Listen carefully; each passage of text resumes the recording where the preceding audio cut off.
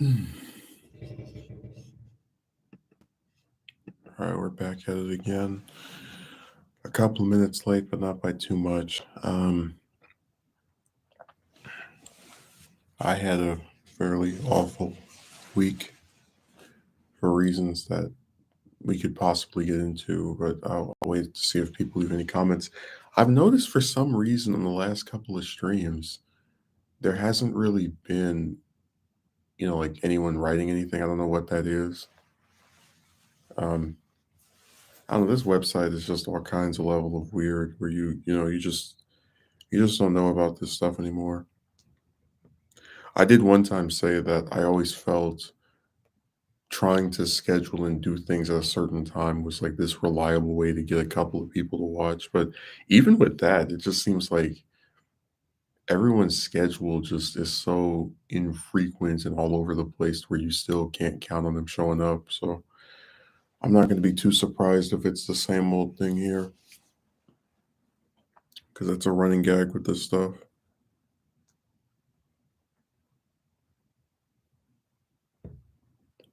Not even surprised.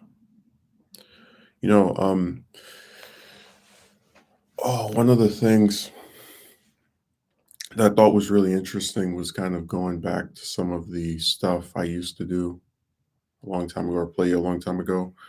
Um, and just sort of seeing, because one of the things that annoys me about the internet, especially with review culture, is there's this idea of quote unquote something holding up where it pretty much asserts this belief that if you return to, it could be a movie, it could be a TV show, it could be a video game, several years or even longer than that after it first came out, um, and liking it when it first came out, you may not like it when you play it again or watch it again or view it again.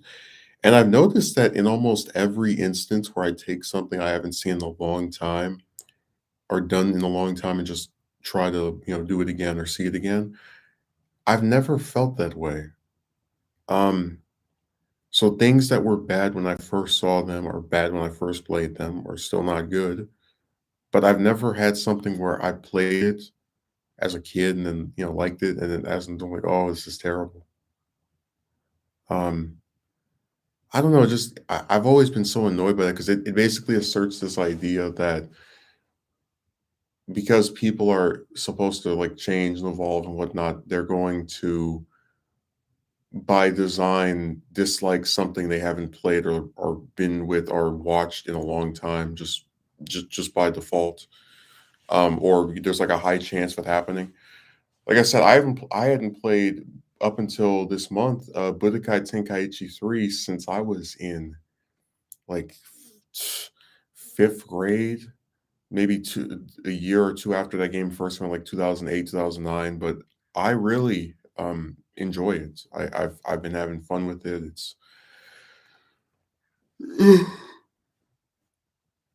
It's still a game I plan on playing for as long as I have an emulator of that. It's really fun.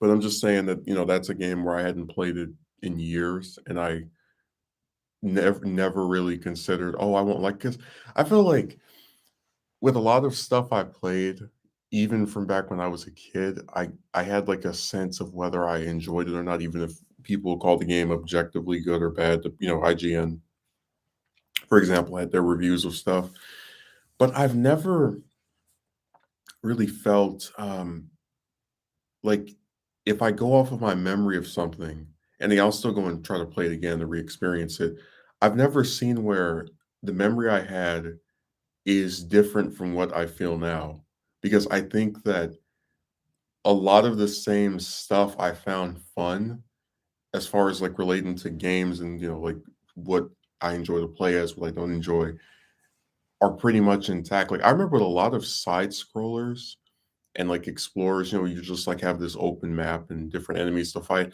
I know that there was always this thing I would have when I was a kid where if I got stuck, um, which back then was way worse than now because I didn't have the internet to go and look at a speed run or walkthrough. Um, it would be really irritating, and I would get this kind of like feeling in my stomach of, "Oh, are we still doing this? Come on, can this game progress?" But what I realized when I was playing a game like that about and it's a game I've never played before, 2 or 3 weeks ago, and I was stuck, and I didn't know where to go. It was that same feeling, that, like, same pit of my stomach thing of, like, "Come on, can we get this show on the road?"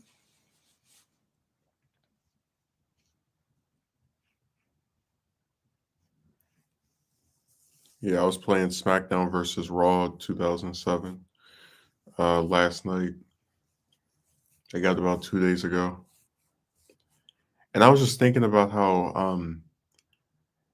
so with Tenkaichi 3, for example, if you never played the other 2 games, they have a training mode where you can go in there and the computer will just stand in one place, and you can kinda try out moves and combos and whatnot. With, SmackDown versus Raw, your training mode is the tutorial where they show you, like, what buttons do certain stuff, and because I'm playing this on the computer instead of the console, I have to, like, learn what buttons do things and also what buttons on my keyboard are the same as the ones on the console, so it's even more confusing, which is why I really pretty much what stopped me from truly enjoying that game is I got extremely frustrated because the only things I knew how to do for sure were like the basic hit, like like a smack somebody, and walking or like moving around with the mouse pad. And pretty much every time you hit someone more than twice, the enemy blocks it. So it made it impossible to even like really do anything during matches. So I'm not excited to come back to the game, unfortunately. I think if I had better understanding of the controls, I'd find it more fun. But it just gets so irritating, like losing every single match because you can't, there's nowhere to go to practice this stuff. Um, so that's unfortunate because I was very excited to play that, and I don't want to give up on it just yet. I've only had it for a few days, but I don't know. It's not looking too good. That game has all my favorite ones in there. It's got well, it's the last one to have Benoit, but it's got Guerrero, Austin, Brett. Even though you have to unlock the ladder too. I was really excited to play it when I first because I like just was thinking about what to get on there.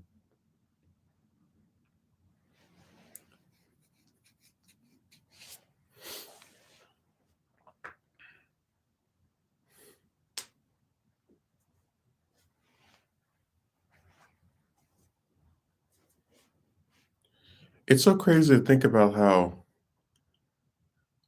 with a lot of the different I don't want to call it just WWE, but just World Wrestling Federation, like WWE, WWF, whatever. The thing I find really interesting about their games, like their licensed games, is that there are really good. Like if you were to play them from beginning to now, it's so interesting to just see like the evolution of advertising and tie in video games and likenesses to real people.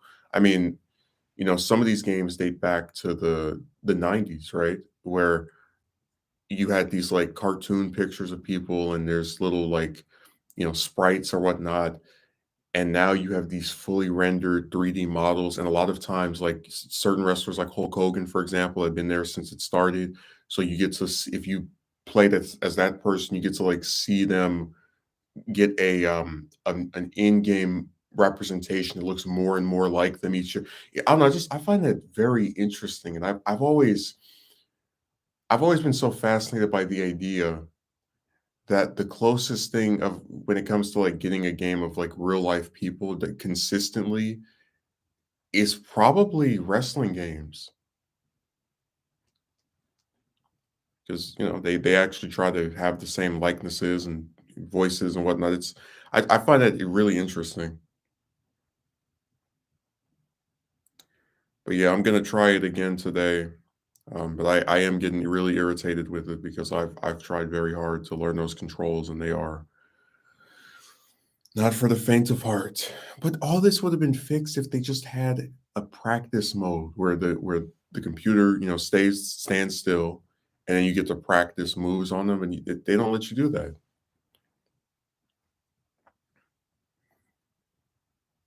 I'd actually say practicing in that game is kind of frustrating because first you have to pick your wrestler and then the other wrestler. Then they have their intros. And then the matches, it seems like the matches are predetermined or pre-designed to only be about maybe 4 or 5 minutes long at most. Um, but like I said, every time I hit the computer more than twice, they get me in this lock or they like block my arm and it, it's really tough to like I think the closest I came to really beating up on the computers is probably the fatal four-way where it's the four wrestlers versus each other. But even something like that was tough because if the computer is able to lock the person that you wailed on or beat up instead of you, which I don't know how to like what buttons to press to, pin them down, um, you're gonna lose anyway, no matter how hard you hit them. So it's really frustrating. Like I want to like that game, I want to play it, but I'm really annoyed by it because of those, like the lack of tutorial mode.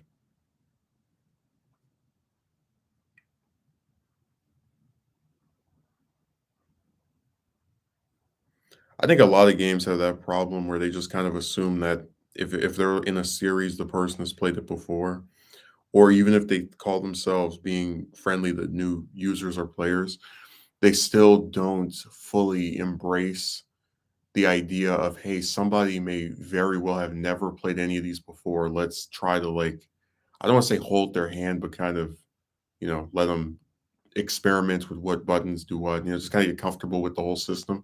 Because I'm very truthful when I say that it's hard to play just like a regular match, um, and not feel kind of irritated when every time you try to do something, it gets blocked or countered because the computer is going all out while you're trying to, practice learning this stuff. I have learned that computers like to spam the same move over and over.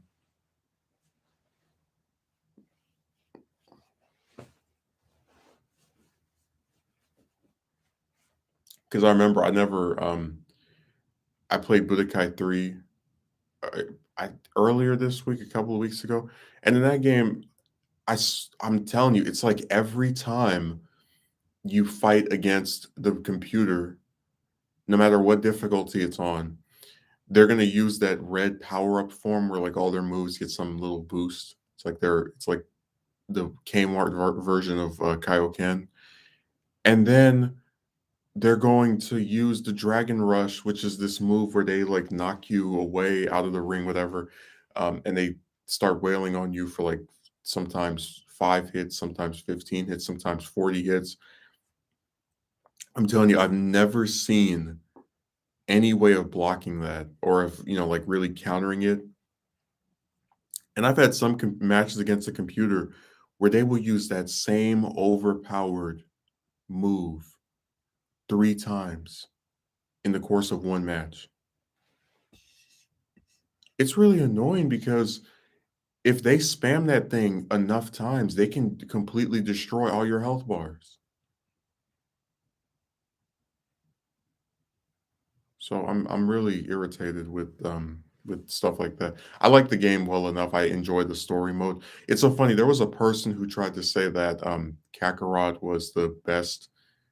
Was like they didn't say it was the best game, but they said it was the game that gave you an experience of feeling it feeling as if you are in the world of the series, which they couldn't explain very well or at all. But I disputed this because I said that there are plenty of other games with open world maps with cutscenes. Like there's nothing special about that game. It's just another attempt at milking the license more.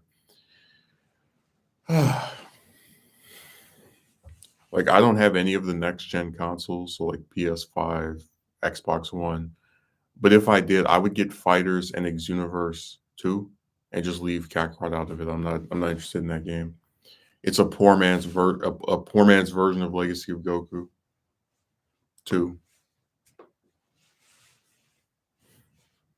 Hey dude, I was just Saturday going really pleased with your video and latest stream you did.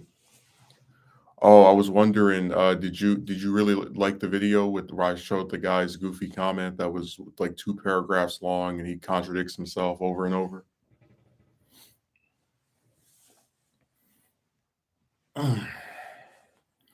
You know, people when they come online, they can never just be consistent. They always have to make something up and, say one thing and then another. And it's like not even in the span of a couple of comments, in one comment, he goes from saying, You probably made certain stupid mistakes," to "I'm not gonna judge you."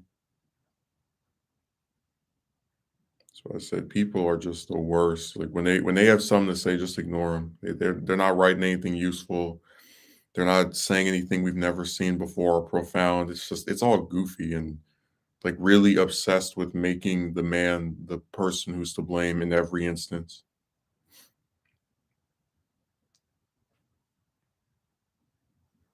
Oh, that was terrible.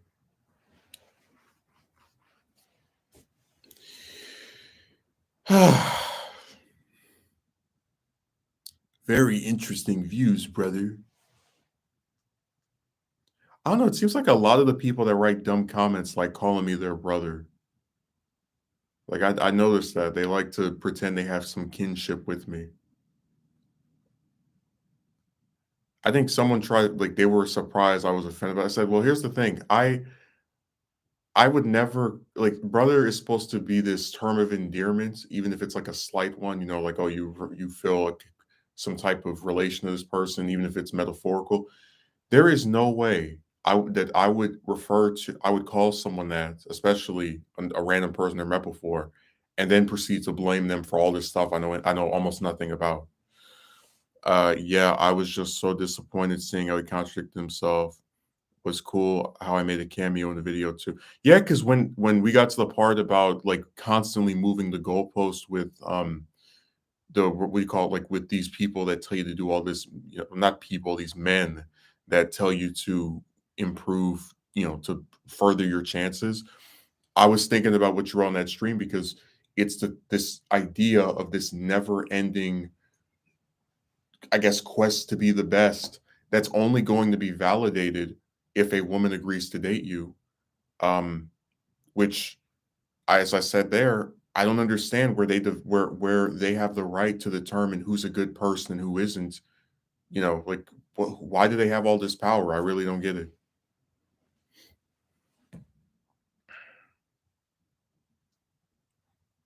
So yeah, you made a cameo because I just thought about that particular comment. I was like, oh, I can use that here. I remember somebody made a point about how if I really wanted to, like just talk about stupid stuff with chicks, I wouldn't even need to actually relay anything that's happened to me directly. I could just go on Reddit or some other website and be like, "Hey, so this person did this to this person, and this is screwed up."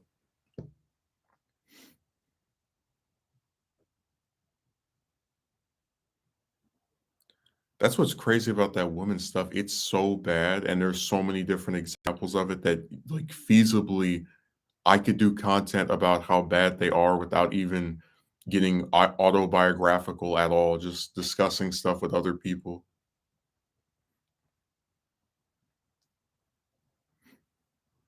No, they're a rancid group.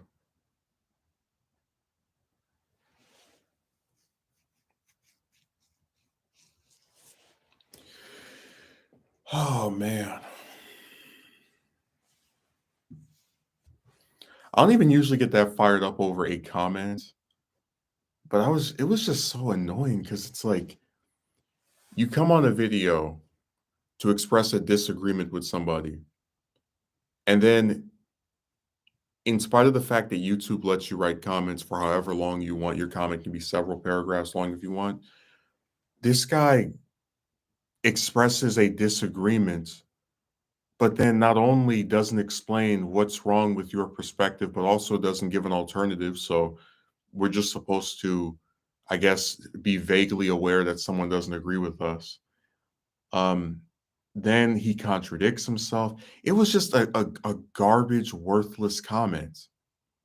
And there are a lot of these guys who come on this stuff, and I'm not even joking. Sometimes I really believe that not only do they not actually watch the video, like when they leave these comments, because they don't address anything you're saying, like specifically, just like the broader topic in general. Um, I also don't even believe that they are basically their comments are so generic and so um incapable of actually saying something that is relating to what's being discussed. You could actually realistically believe they just spam that on, because I've seen people do that before where they take some comment and just spam it on different videos about a topic. Yeah, exactly, because there is a lot of evidence of this stuff, but that guy was a total nutcase. I fail to see what he thought to achieve writing an incompetent comment like that. You need to put in the right effort, keyword right.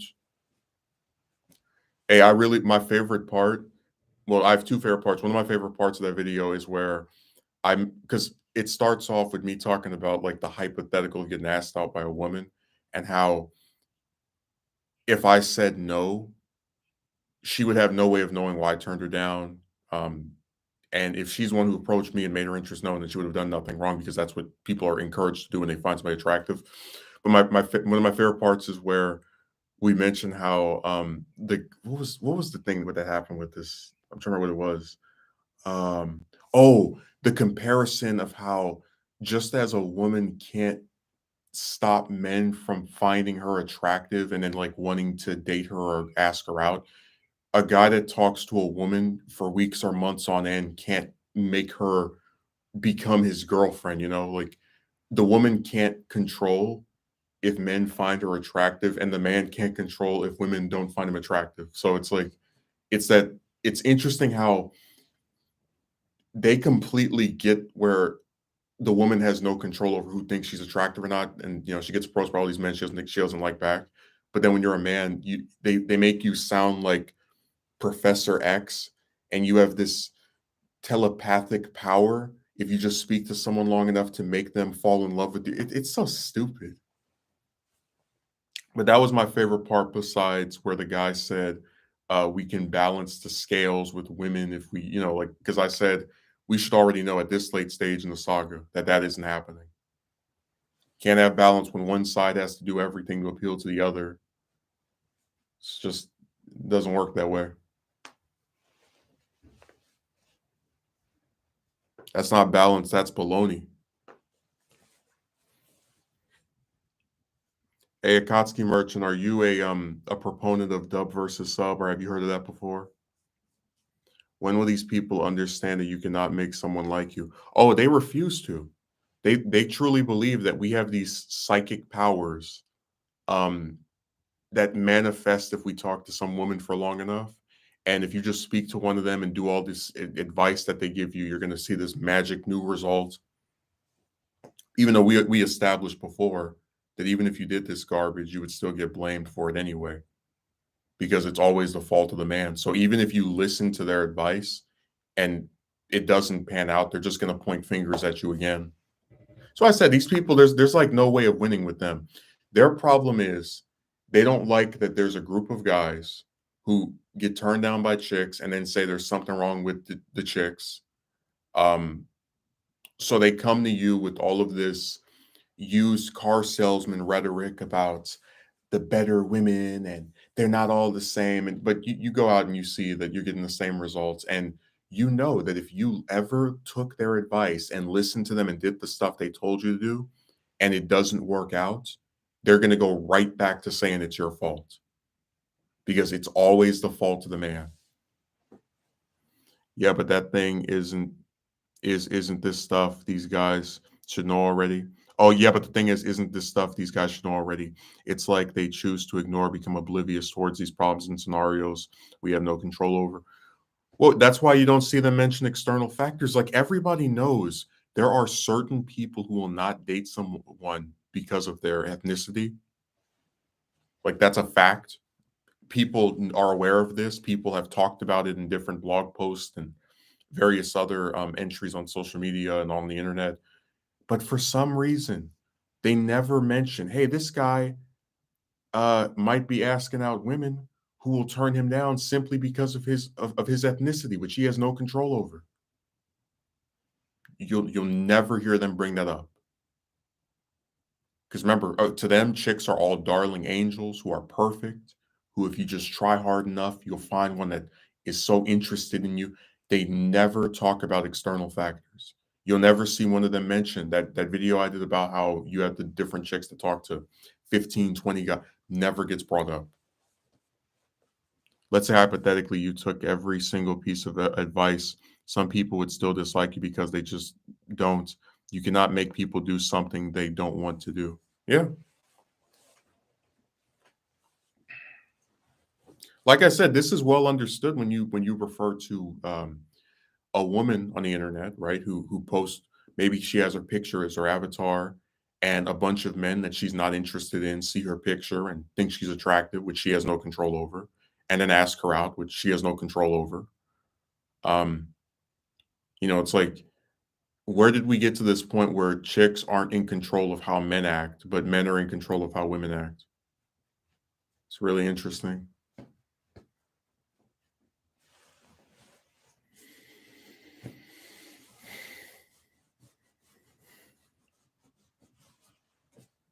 So I said they're just a really stupid group of people. They have all these defenses, and I really don't know which one is worse. Like, getting turned down by a bunch of chicks is already annoying, and then having these guys that are like coming around every year to write this weird stuff.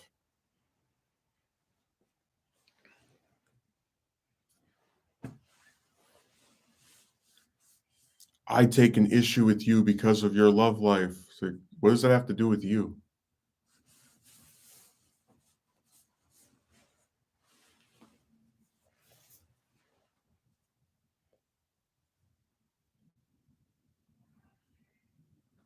That's why I said people just do things I don't understand.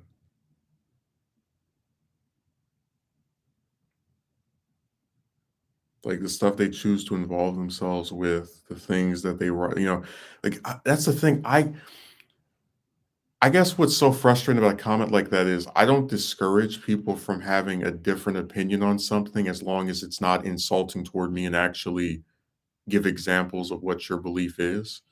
But if you're going to write a comment where all you do is accuse me of stuff, you give no alternative, I don't care if that comment is 2 paragraphs or 2 words, it's useless.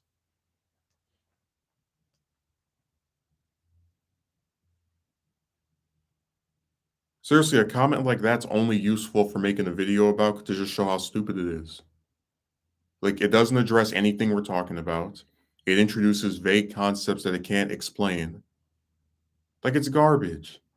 And that has nothing to do with disagreement. That just has to do with the substance of one's argument because his argument is non existent. What is the right effort? We're still scratching our heads trying to figure it out because he didn't explain it. God,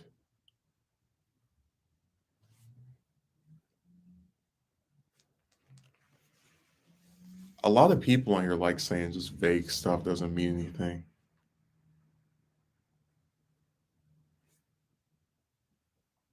I noticed that they like to just write things that are really like these head scratchers. Yeah, nebulous terms, or I guess nebulous concept. Yeah, either one works.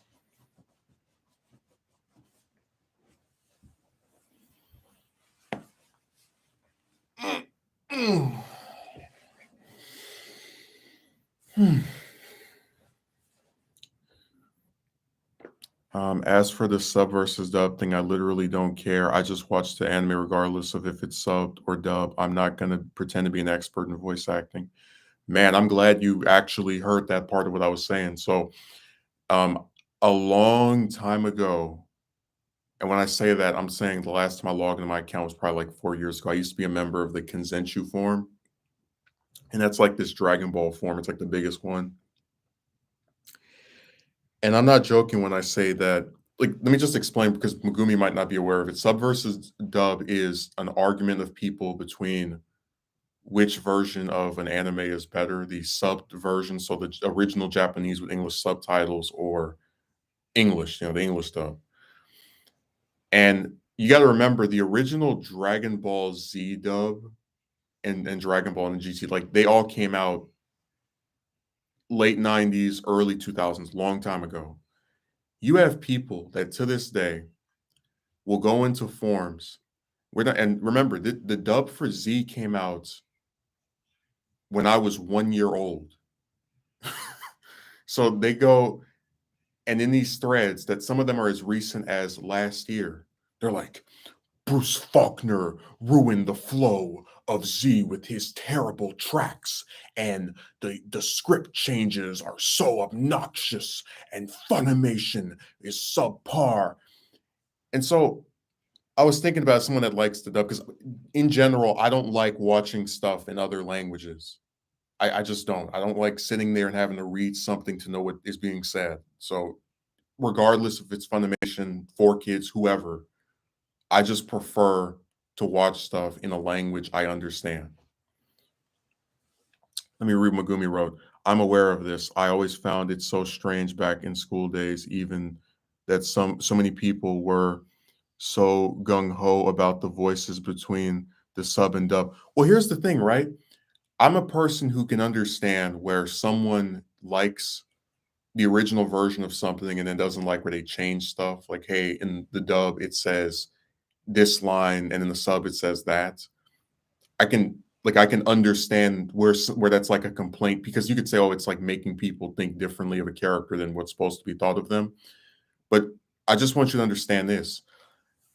They completely go off the rails to start complaining about voice actors, which is everybody. Like I saw this one guy on consensus say, "Oh, Schemmel is a terrible Goku." Schemmel's been doing Goku for 20 years now. He's considered probably he's like the longest lasting voice actor for him besides Nozawa. Um, say the guy craps on Sabat, and the reason I draw this issue with them is because when you go for it's like this. Let's say Funimation 20 years ago put out a completely accurate dub where it's word for word what's in Japanese, right? And it's got the original Japanese music. These pricks would still be crapping on that dub simply for the fact that they don't like the choices for the English voices for these characters.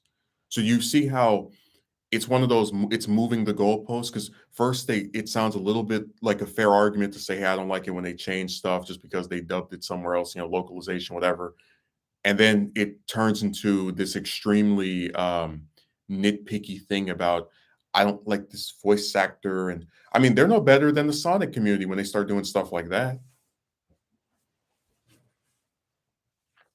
No, that was when all the fairness that I tried to show them went out the window. Because when you go from complaining about dub changes and like changing the music, like stuff that's composition related, I can, and then you start like complaining about particular English VAs. Like, okay, well, there's no version of this show that's ever going to be good enough for you. Because if you watch the remastered version of Z that Funimation put out on DVD, they have the original Japanese music throughout the entire show. They have the different intro that's from Japan, or the original Japanese intro for Z. The outro, all the music is kept the same as it was in the original Dragon Ball from Japan as well. It's just really and that's what I think is nuts. Like for all the people that trash the Faulkner music, I've even seen them complain about Funimation's dub of the original Dragon Ball, and I said, I mean, think about this. That dub has no music that's not from the original Japanese version. It's all the same music, just with English voices, and they still complain. So I said, you can't win with these people. But so many anime fans pretend to be experts in voice acting and animation. I literally had some guy tell me that if you like watching dub, he doesn't tolerate you. He sees you as lesser than him. This is coming from some loser with no profile picture. Well, yeah, that's what I'm saying. They get really spirited about this stuff where they argue back and forth. Yeah, I know what you mean. There are so many people like that. I honestly like GT with English, but with the original Japanese soundtrack. I never had a problem. So, like, you understand, I'm a writing critic first and foremost. So, if GT competent, like, if it, to my opinion, used all the characters very well, I don't care if it had the original Japanese music or some gangster rap. It wouldn't bother me because I'd still be getting at its core my main issues with the show addressed. You know what I'm saying? It just feels like window dressing to put so much like just to further emphasize my point about how like this stuff is so insignificant. It's like I can't believe people sit here and argue about it for whole paragraphs online. They even whine about the narrator. So Dale Kelly did the original Z's narrations from I think it was like the Ginyu saga to the end of the Cell games, and then he got replaced by Kyle Herbert on the remastered version of Z. And what I think is nuts is that like the narrator is in the episode at most, maybe for 1 minute, where at the start they give a little recap, at the end they give a little recap. And it's like who sits here and cares about a guy whose job is just to tell you what happened the last time around or what's going to come in the next episode. Like, you don't think that's weird? Like, that's like the ultimate nitpick. I don't like the narrator's tone or the stuff he said. Like, what? And I'm telling you, I've never watched another show. It could be Japanese, an anime, it could be an English show, whatever. I've never watched another cartoon where people complained about a narrator. I've never seen Naruto fans do that. I've never seen Bleach fans do that. I mean, like, I don't know any other community that has these this extremely nitpicky set of fans that just hate the English stuff so much that they're whining about a narrator. Do you not get how insane that is?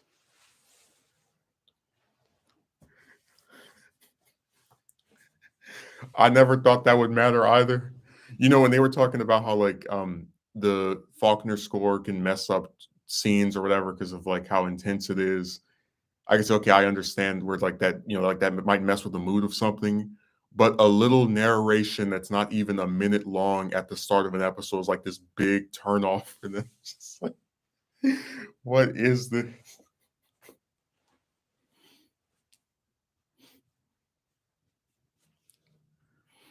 Let me with Akatsuki Merchant wrote, but as per the course, he cried and called me a meanie when I gave him a taste of his own medicine. Suddenly care about people being entitled to their own opinions.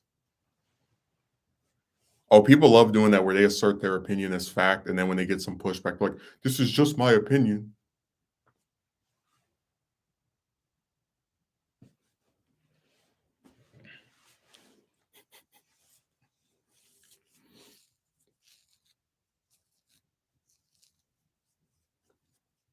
By the way, I'm still like upset at Toyotaro. That's the guy that does the super manga because I think he's very lazy. He only has to draw 40 pages a month, like 40 pages once a month. And that's like really slow for a manga to go at. Usually they're like bi-weekly or every week or whatever. And he finishes this arc and now he's on like some indefinite break.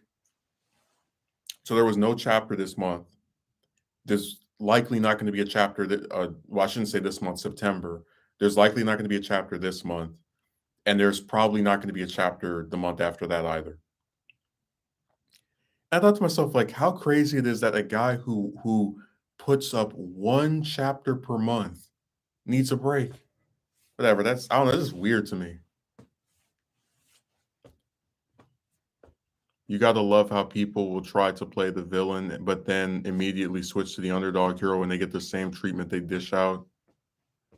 If you saw how angry these people act on that forum about the dub, I mean, somebody put it perfectly correct. They said you would think the dub stole their lunch money or like hurt them or something when they were kids.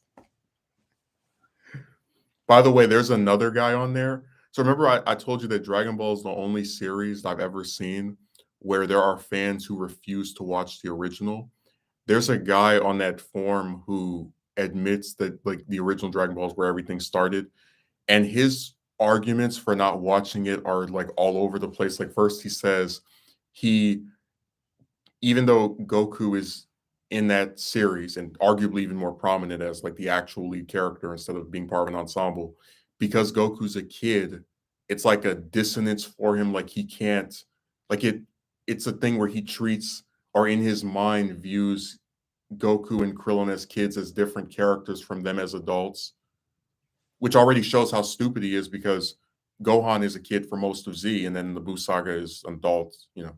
So it's like, how are you able to accept that this other character who starts off as a kid, but then becomes an adult, like you're fine with that, but then if you see these two that you first saw as an adult as kids, it's like jarring to you, like it does something to you. And then he says that he saw a clip of Z and like wanted to see more. He saw a clip of Dragon Ball and didn't and was like not interested in it. I'm like, I'm just thinking to myself, because he tried to compare it to a movie trailer, like when you see like a clip of a movie trailer and or a movie trailer is like a bunch of clips or whatever. And it's like sometimes they get your interest, sometimes they don't. But you're not seeing a trailer. You saw a clip from some episode, some random episode that he doesn't remember, and that incentivized you to watch one series or to watch, excuse me, a later portion of the story, but then seeing an earlier clip of the story made you want to skip it or not even bother with it. And then he tried to say like the focus of Dragon Ball was on these. I'm like, dude, you admitted you haven't seen this show, so how can you know who the focus is on? So I said, this is the worst fan base ever. Like, it's just weird. I have disconnect between Kid Goku and adult. It's like it's the same character. He's just an adult in the latter 2/3 of the story.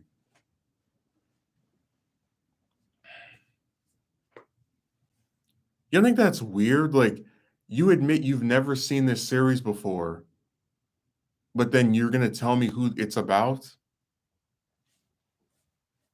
Just oh, these people are crazy to me.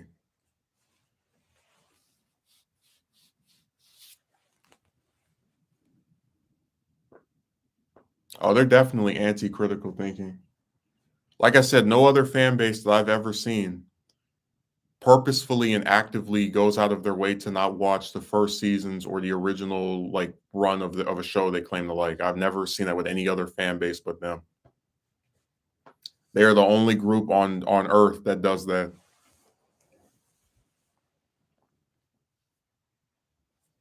A Gem, do you like any TV shows? And if you do you skip the first 5 seasons?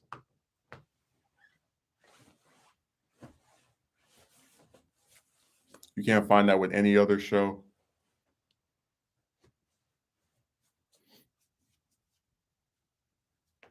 I think I told you before, like at this point, that whole series is just a bunch of transformations and power ups and very bland villains that the same two characters fight over and over.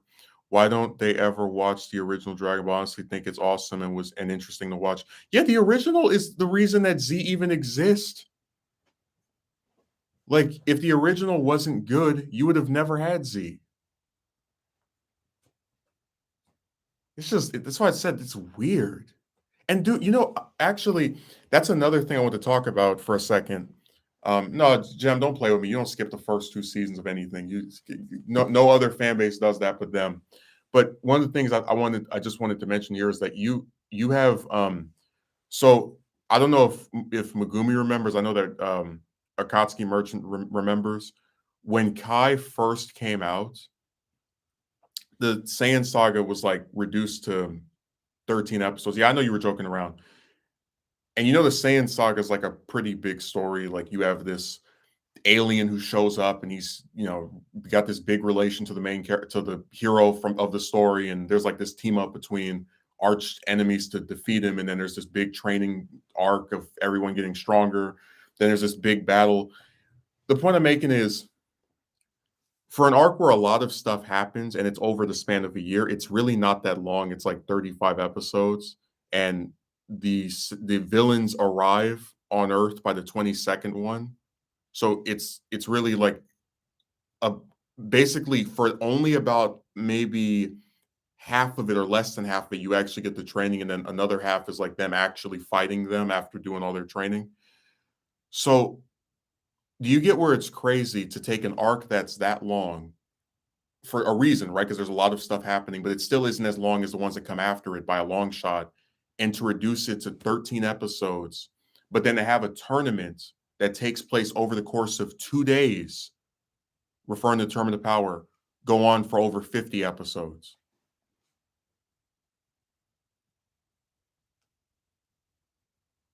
And that's like the biggest problem I have with people that are like Kai. It's like you'll sit here and talk about the pacing of Z, which isn't even that long of a show, but then with Super, you're completely fine with these extended arcs that go on for it's just you get where it's like a contradiction. Like, oh yeah, I'm totally fine with uh taking a 35 episode arc that takes place over a year and squishing it down to 13 episodes. But oh, there's a tournament that's 55 episodes and it takes place over the course of 2 days. I can watch that whole thing. I can tell by how they watch. They're not trying to pay attention, understand what's going on. They're reacting to the scenes and show as if they're personally there.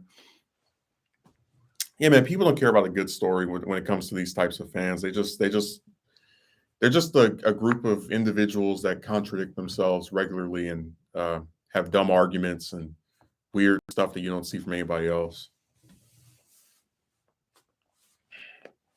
Just a bizarre cast of characters. Hey Jim, I think you weren't here for this, but I had this one stream where it was like right after I applied to be a delivery driver, and I go to the interview. It's on the folks have created an industry of criticism. They don't even criticize anything. They say ridiculous stuff to like justify their own ignorance.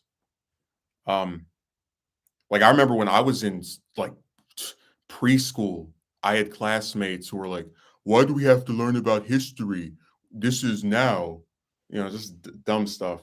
But like I was saying, there was an interview I went. It's like a Zoom interview for this delivery driver position, and there was a guy, the guy who was the interviewer. He was like, "This is a hard job, and we've had two people quit on their first day in the last 3 weeks, and you'll be making 300 stops every day. So get ready to sweat. And if you try to go and get a drink of water, the camera that records you inside the car will record you getting a drink of water, and you'll lose points."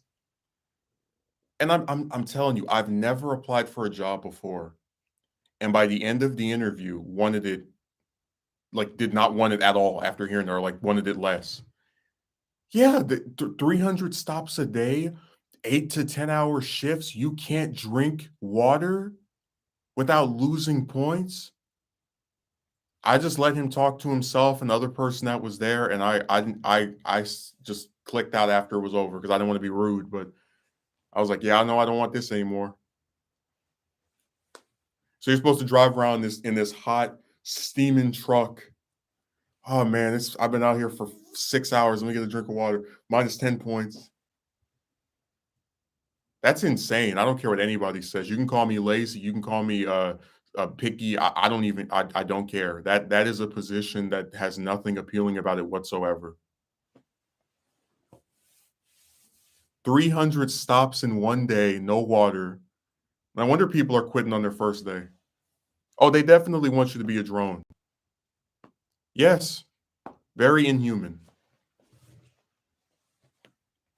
Talking about you can get paid $20 an hour. I wouldn't do a job like that if you pay me 200 an hour.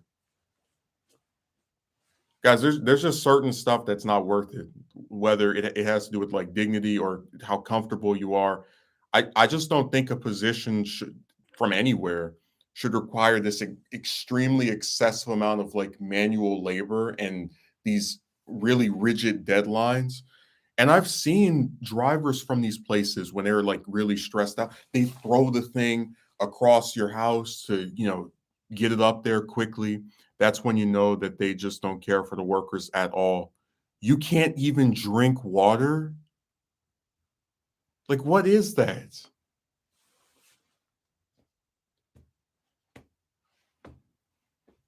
Well, see, that's why I never like people do this thing where they recommend jobs to somebody and they never consider like what the job actually entails.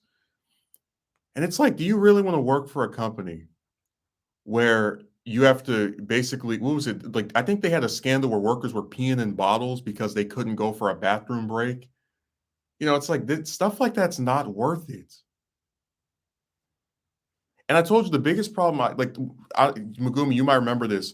There was a company that offered me a job, and then I accepted it.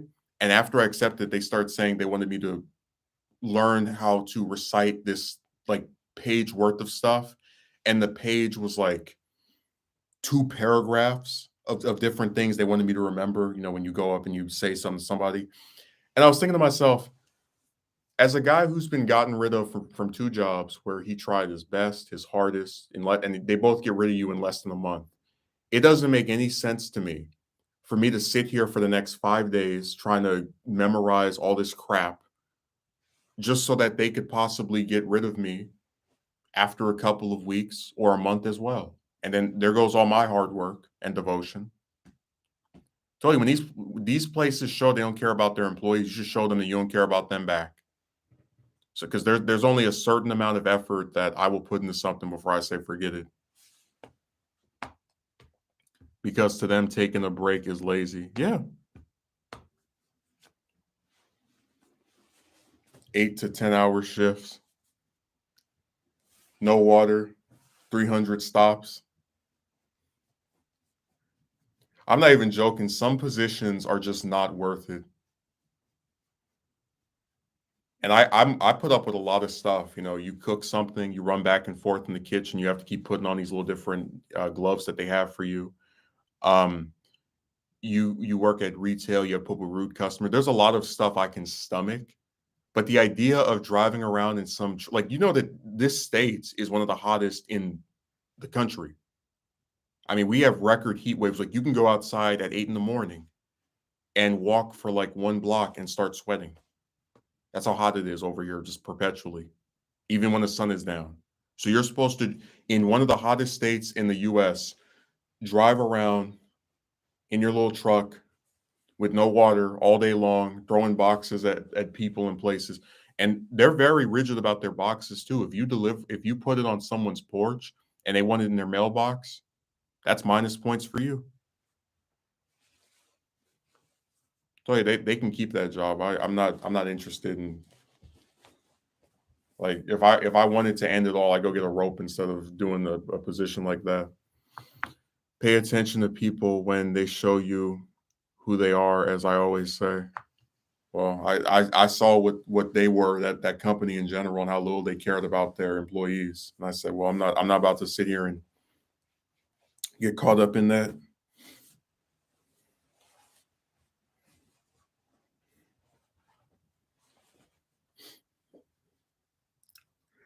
It's so funny how much they hate the Faulkner music. I mean, it really does make me want to use it anytime I can, just to like upset them.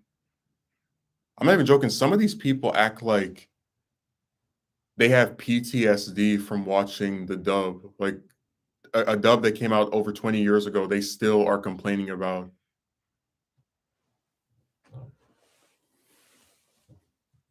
They complain about voice actors that have been gone for 10 years or longer. I didn't like Linda Young as Frieza. I'm like, well, okay. But good news, well, you don't have Chris Ayers anymore. He passed away last year, unfortunately. But you have what was it, Damon Mills? So there you go. You got your new voice actor. Congratulations. I remember this one person was like, they had Frieza making jokes and saying "Pop goes the weasel" and "Ride him cowboy." He's completely destroyed the character. And I'm thinking to myself, okay, I can get where you don't like inaccurate lines or like lines they make up for the dub, but at the same time, the dub doesn't actually change the content of the show. So if you read the manga, which I did as a kid, everything that Frieza does in the dub, he does in the manga. So you get where it's like, how exactly is this character ruined because he makes a couple of jokes as he threatens and kills people, which is something he does in the source material. You see where it's like they take stuff and they just blow it up to these extreme levels and um really, like, you know what I'm talking about. They make stuff that's really not as important as it. They make it sound this like big huge deal, like, oh my god. You know, it's really goofy to me. No, they complain about every voice actor in there. I never had a problem with any of them. And like when I was a kid, I don't even, the only time I saw something that was like equivalent to a not controversy, but like I used to know, this is back when there was no Kai, it was just Z. I used to know people who thought that Frieza was a girl because of his voice. You know the the one that sounds like the, that well, it's much higher. But my point is that I can, like outside of that, no one really sat around complaining about VAs. Is what I'm getting at. It was people just liked the show for the characters or the action. The way they complain, you think Toriyama personally traumatized them?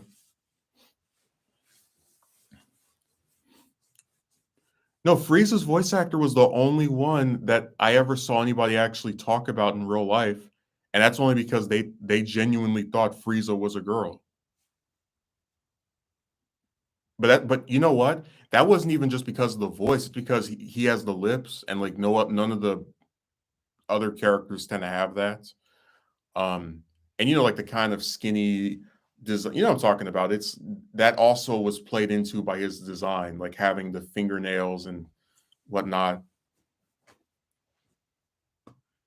Jem, imagine like not having a job anymore, and then 10, 11, 12 years later, people are still complaining about you, and they're like, Jem's voice acting was terrible. I'm glad they recasted him. It's like, okay, we understand. Good for you.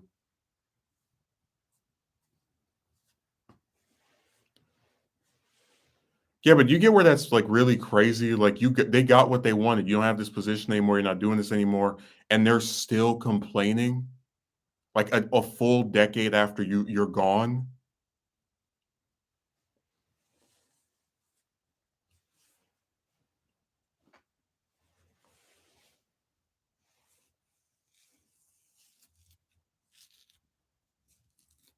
I told you, even when people get the stuff they want, they're never satisfied. And I'm not joking to you. Like, remember how we were talking about with different presidents, people go over like their accomplishments and they talk about them long after they're out of office or deceased. They act the same way with voice actors. Like they're complaining about VAs that haven't done anything for that series in 20 years. Like they just moved on. Right. But what I'm saying to you is when I think of a voice actor, I think, does the voice fit the character? Do they have a good delivery? Do they know how to emote? Just objective stuff like that, right? Some of these people will say that a voice actor is terrible, and they won't give any examples. They won't talk about like what lines were delivered wrong. They won't talk about what specifically did they say that bother you and what way should they have said it. They have this how do I explain it? Pretty much what happens is if you have someone who's competent and can emote, which should be enough for most people, and it is for most people. That's why you don't see like big petitions to get rid of them. You'll have these people that'll get like really caught up on how it sounds, and that'll drown out how good the person actually is at doing their job. So, for example, in the Sonic community, for years you had people complaining about Jason Griffith. As the games got worse and worse, they're complaining about a voice actor.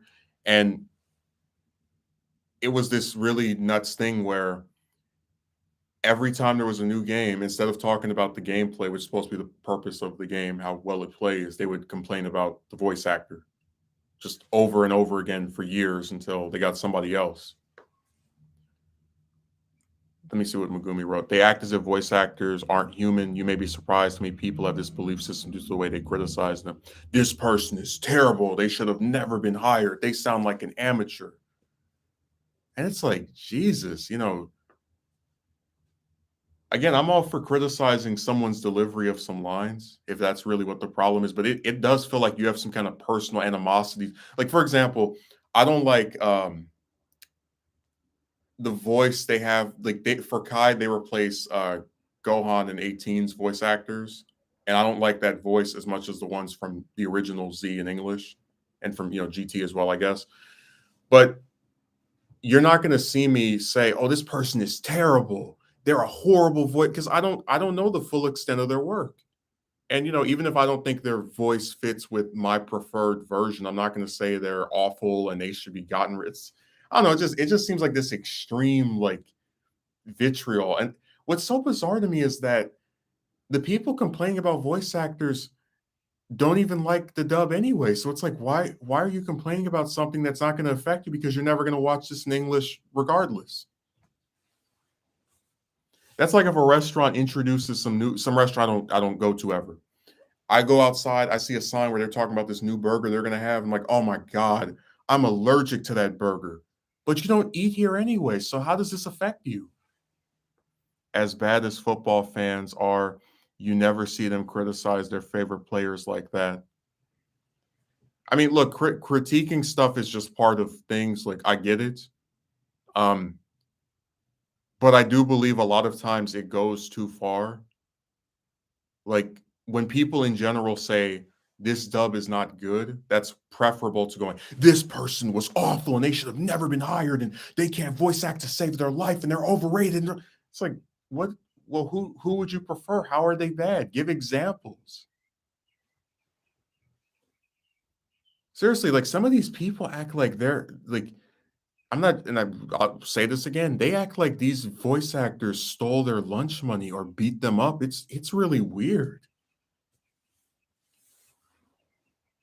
Seriously, if the voice actors are so bad, you can watch it in sub. And if they're so bad and you're playing like a game, you can listen to the Japanese audio. There's a difference between criticizing and just verbally berating.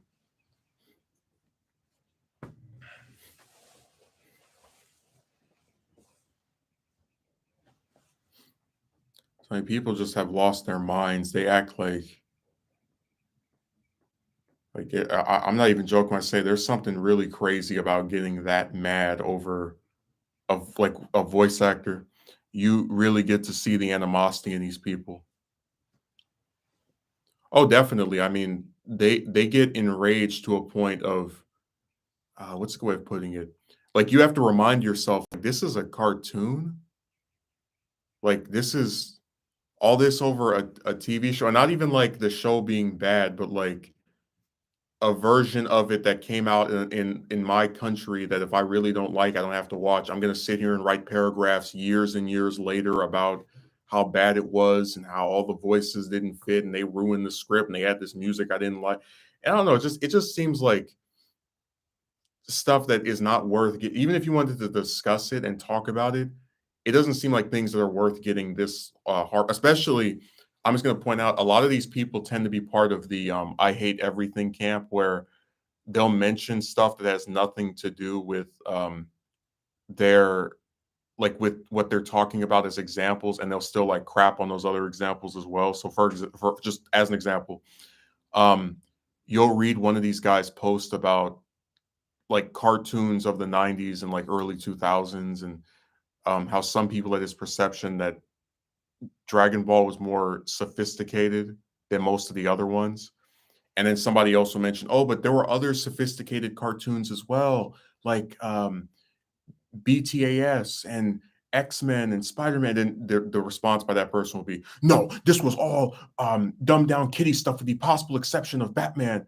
And the X-Men show was a bastardization of and I'm just like thinking to myself, how did we go from you not liking this dub of this Japanese cartoon to now all the American cartoons that were around it are bad as well? You see where like that's weird, they get you can't even bring up any examples of them finding a way to trash every and that's why I said that it's really depressing talking to these people because when you have individuals who seem to just hate everything, um, I'm not explaining. It's like a toxic influencer, just like, okay, I get it. You don't like this, you don't like the all right, whatever, whatever.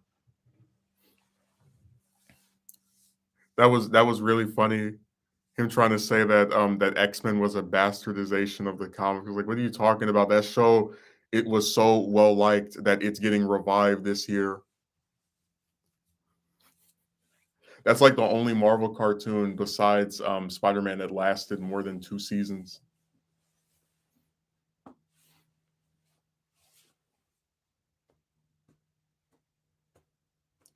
No, Jim, you know what I'm talking about, where like they talk about one thing and then they just shift it to a bunch of other stuff and just go into this never-ending tirade of how bad everything is and I hate all these shows and all that crap. And you're just like, this all started from you not liking a dub. I love X-Men cartoon. Even the music was on. Oh yeah, the intro is one of the most iconic cartoon themes ever.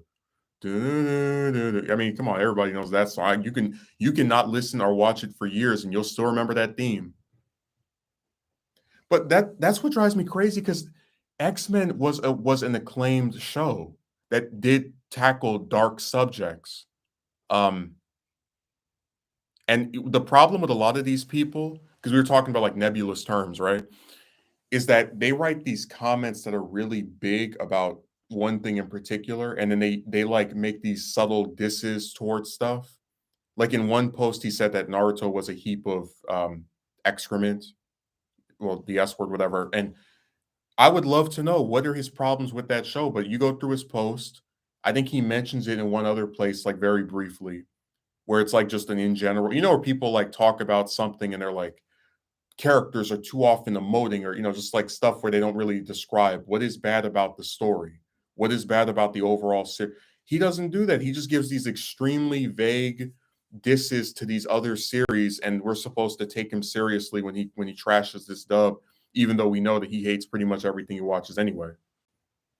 No, they never use specifics, and it's really ironic because again, this guy's writing whole paragraphs about not liking this English version of this Japanese cartoon, but when it comes to his disliking of other stuff, it's very vague.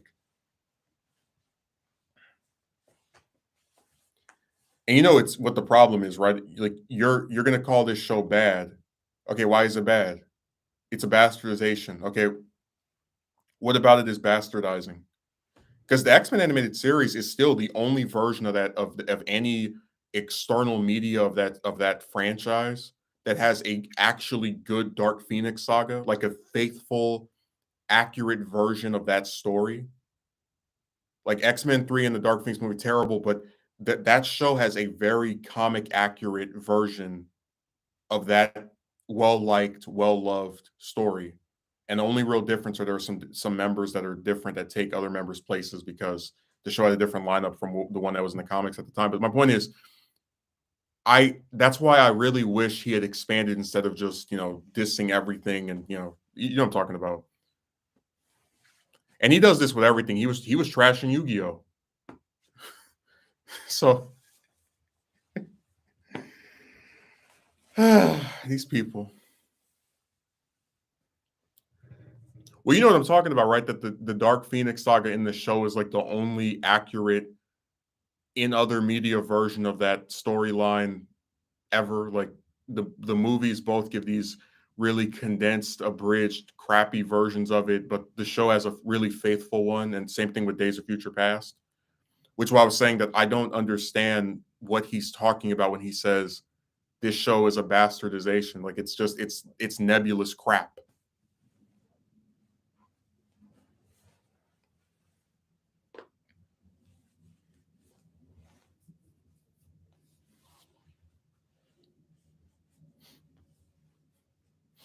I tell you, people are so weird, and they have a problem with everything. I'll never forget when I did that video about that guy that like killed 4 people at a hospital, just this evil, crazy guy. And then some weird person came on that video to complain about my attire. I'm just like, we just had all these people get murdered, and you're gonna sit here crying about what I'm wearing. It's stupid, you know. That's why I said people can't see the forest for the trees.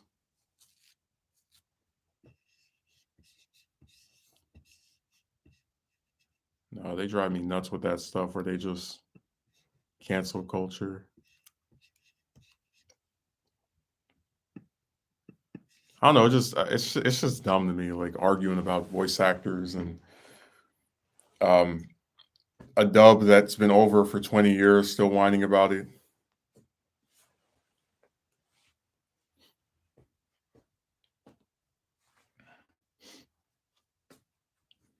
People are just they're just weird to me.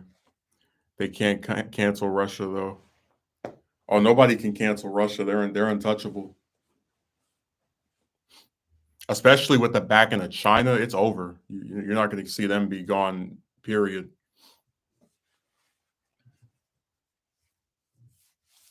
No, if you're a foreign region and you get either the U.S. or China's backing, your longevity is going to be continuous. Like if you get one of these superpowers to back you, I do plan to rewatch the X Men trilogy. Been so long since I last watched. I do definitely remember liking it a lot the first time I saw it. From what I remember, because I haven't seen it since I was a kid, um, I like the first and second one, even though they were directed by a child predator. But the third one is, I think it has too much stuff in it, and it's I don't know. It's just I really don't like its version of the Dark Phoenix stuff. But yeah, I like the first two, even though they were helmed by a predator. In spite of that, I should say.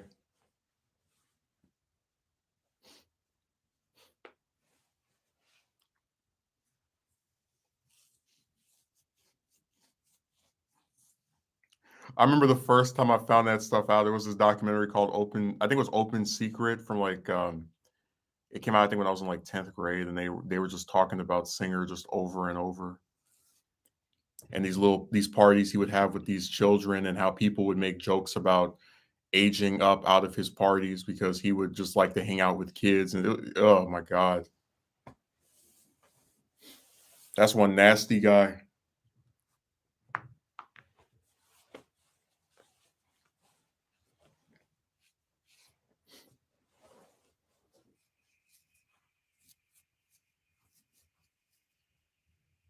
It's really scary how Hollywood can just do things to people and have these like creeps that work there, and they get around these children. They just have so much power over them. It's really scary.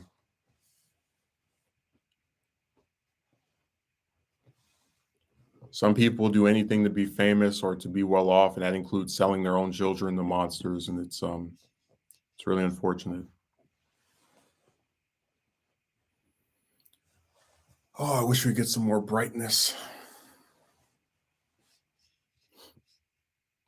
What happened to a Kotsky merchant? I guess he left. No, I probably what was I gonna say? I'm trying to remember.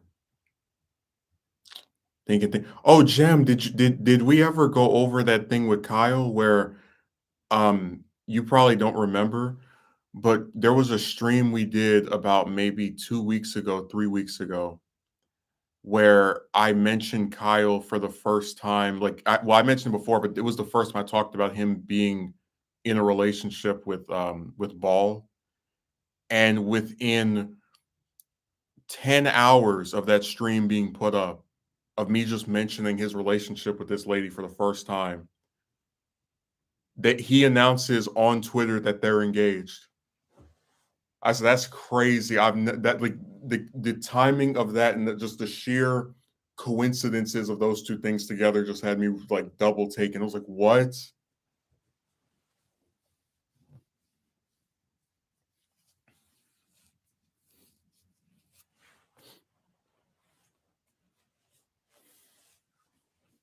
Yeah, yeah. Good luck. I guess he will need it. I told you my favorite video ever from his channel. Well, one of my favorite videos is the one he did on her in 2014. And I remember that's around the time where I first found out who he was, where somebody called a station and was saying something to her. I don't remember what the guy was, but it was about some like foreign countries thing or whatever. And he said, and the guy said, "Wow, you're an expletive idiot, aren't you?" And she's like, "I'm sorry."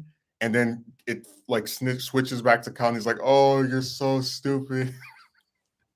That's it. So it's like he must have like I. It's so funny to think of him like back then having no idea that he was eventually going to be like doing a podcast with her and then getting married.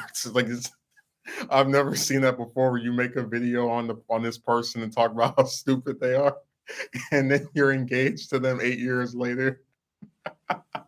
That's quite a character arc. Oh man.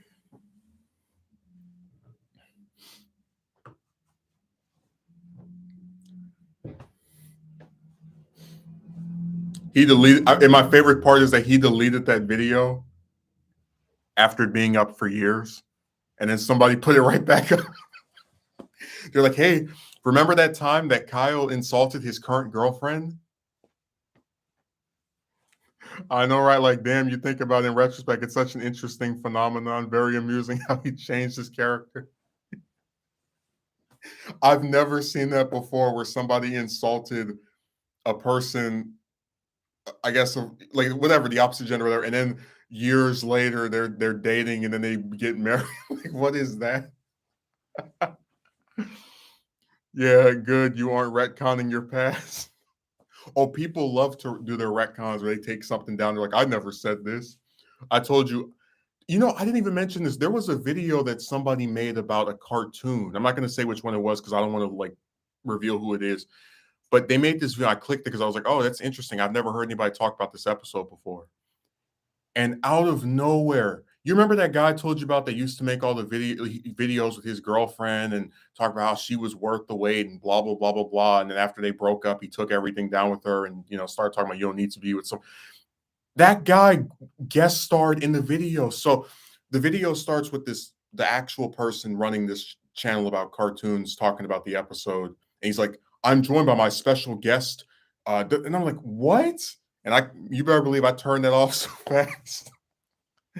They really tricked me. That was like a special behind it, like um nothing in the title about featuring this person. As far as I remember, nothing in the description. Just out of nowhere, I was like, "Can you go?" I clicked that back button faster than than someone in Ultra Instinct would be dodging. Like that was I was gone after I heard that voice and I saw that profile picture. Nope.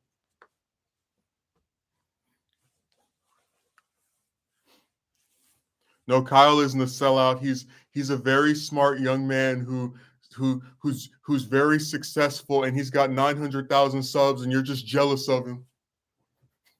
By the way, there actually is this one guy that covers should I say well, yeah, I'll say it. There's this one guy that covers Dragon Ball and somebody was making videos about him and he actually said on one of his streams because he has like hundreds of thousands of subs, you can't touch the throne.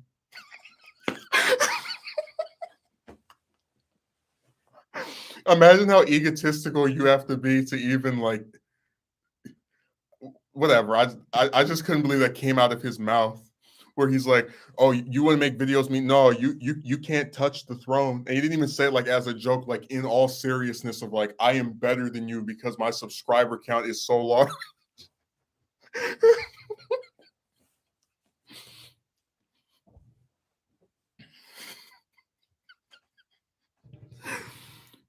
Absolute egotism. I like a guy who's not a president. He's not a senator, congressman, councilman, king, bishop, governor. I mean, like he has no official title of designation or authority in real life that makes him more important than you or I. But because a bunch of people click the red button on the website, you can't touch the throne. What is that?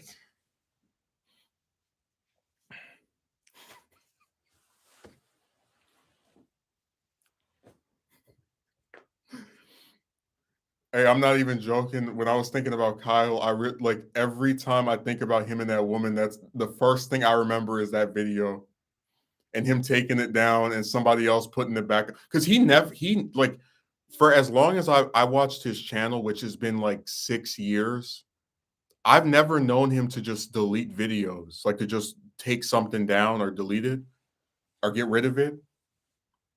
Like even when he's proven wrong on something, he'll keep stuff up. So that was like an extremely rare case of like, wow. But yeah, he didn't get to do his real life retcon that time. It's like that video's been up for 8 years. You don't think somebody has a copy of it?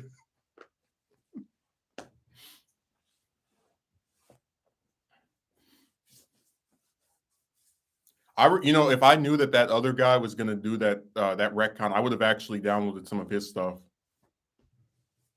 because I really don't like the idea that people can create a persona and then like it's one thing to change your mind about stuff, but it's another to take it down and then pretend like you were always this way. It'd be like if I said tomorrow, I now believe, or excuse me, uh, do you know that if you want to get a date with a woman, all you have to do are these 5 simple steps? And I take down all my past stuff, and it's like, you get where that's weird. Like I went from saying how impossible and hard it was to like backpedaling and now telling you how easy it is. It's like a complete 360 turn, you know?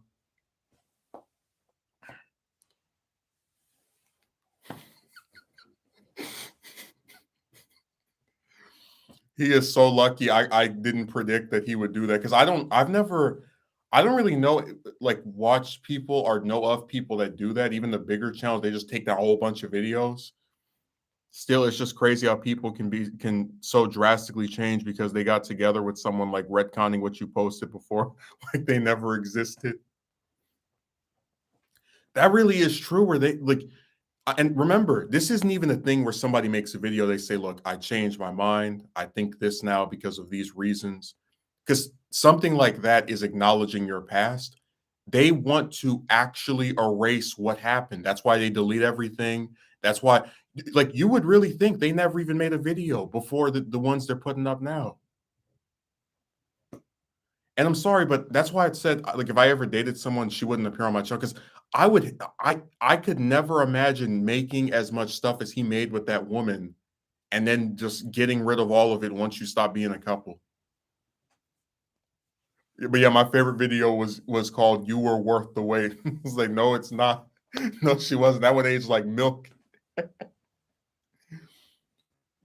like I can't wait to spend 18, 19, 20, 21 years waiting for a woman to go on a date with me and then date her for a couple of months and tell her that she was worth the wait just so we can break up and I have to go back doing the exact same stupid stuff again.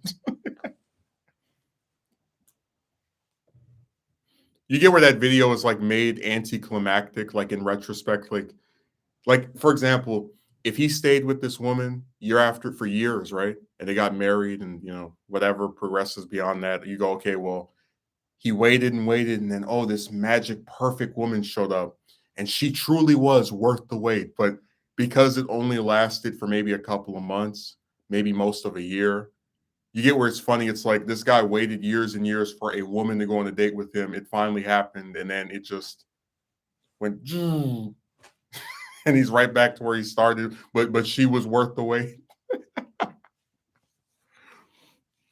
And again, I'm not even making, because I don't make fun of people for being single, but I'm just saying that video's title is like it aged like milk in retrospect. People do it out of shame. They realize it makes them look bad. So instead of owning up to it, they erase it and pretend as if they're a different person. Dude, he reminds me of those kids that were in juvie, where like when you turn 18, they expunge the record, like they get rid of it so that it never happened. Like they do a real life retcon, which I do think for minors, um, they should like have a chance because I'm talking about they're like really young and they what I mean. But what's really crazy is that he basically tried to do that it at like in on YouTube, like expunge his records.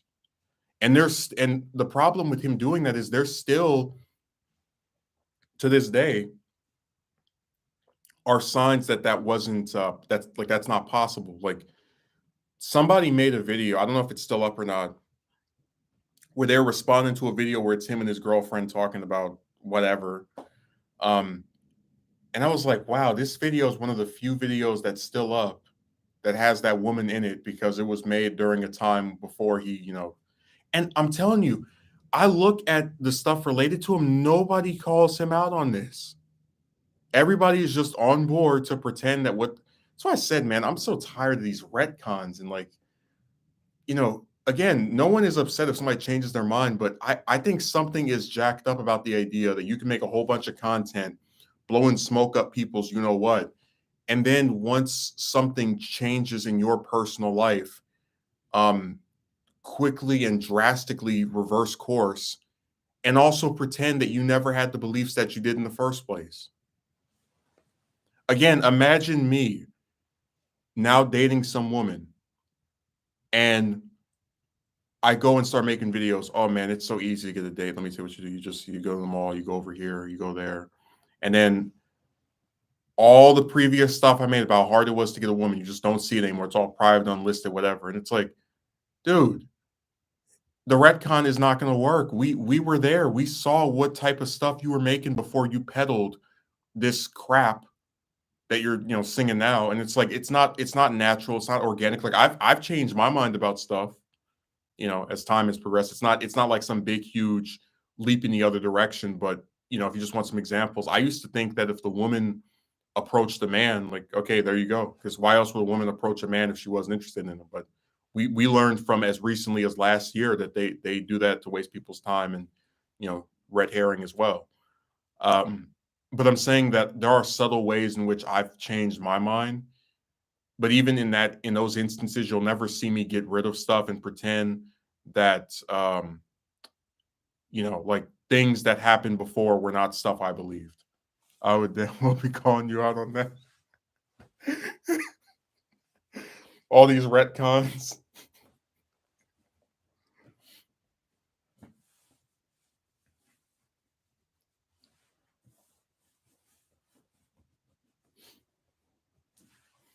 Hey, if you tried to call me out, and you know what I would say, right? Because I'm gonna do my own ego impression.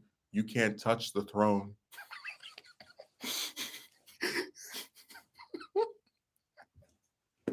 So when you're writing your paragraphs, I'm just gonna like just sit here and not even say anything and read everybody else's comment. I'd be the haunting specter of your past. Dude, that guy is so lucky I didn't predict that he would do that because if I knew that would happen, because you know what I'm talking about. Like there are so many stupid channels where it's like a guy and a woman just sitting together talking about whatever, and like a lot of like exploitation channels where it's like couples and couples with kids and whatnot. Just usually they keep their stuff up. So that's why I didn't think he would get rid of everything once he broke. And I couldn't have predicted he was going to break up with her anyway.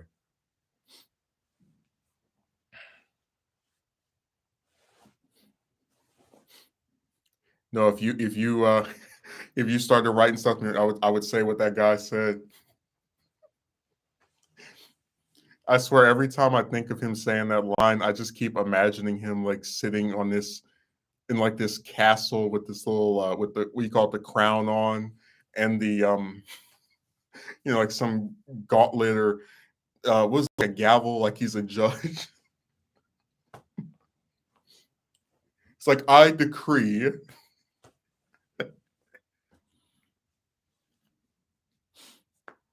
No, some of the people on this site, they have, and they don't even try to hide it. Like what gets me about that guy is he'll act humble, and then he'll switch to being like very egotistical. But that line just stuck out to me because it's like the ultimate declaration of I'm better than you, and I'm not better than you because I've done something of some great noteworthiness. No, people click a button on a website. I got a couple 100,000 subs, so now you are all roaches to me. Like I just think that's crazy. Like to have for your worth as a person to be determined by a website.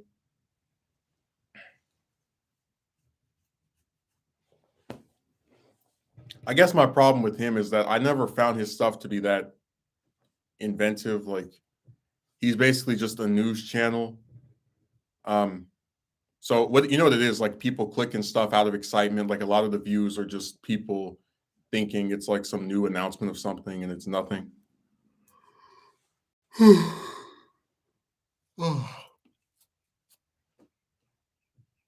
I don't do retcons. I take a position and usually I stick to it. And in the few instances where I change my mind about something, I think I'm pretty candid about, oh, I used to believe this.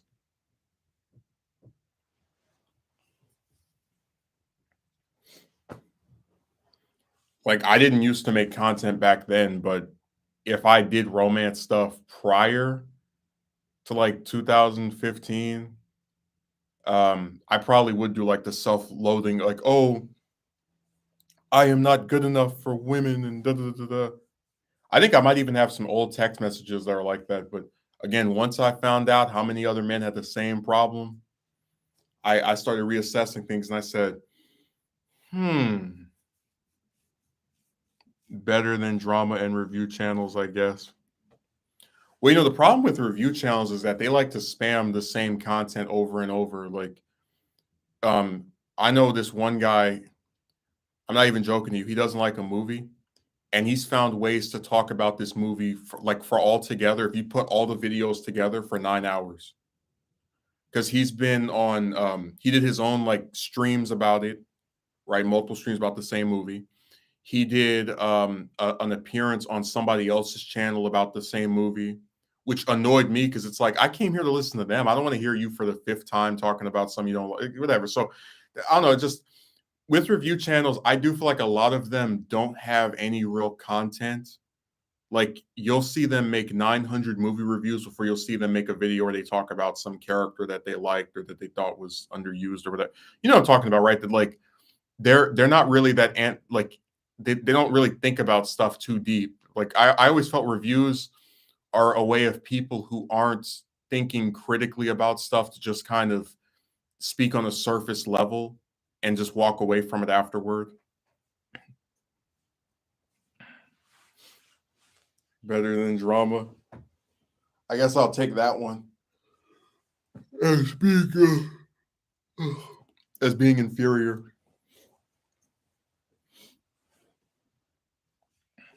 But other than that, I'm not a fan of these people because they I don't know, just their content just seems really dry to me, like very boring, you know? Like a lot of it is just the same old stuff recycled and done over and over.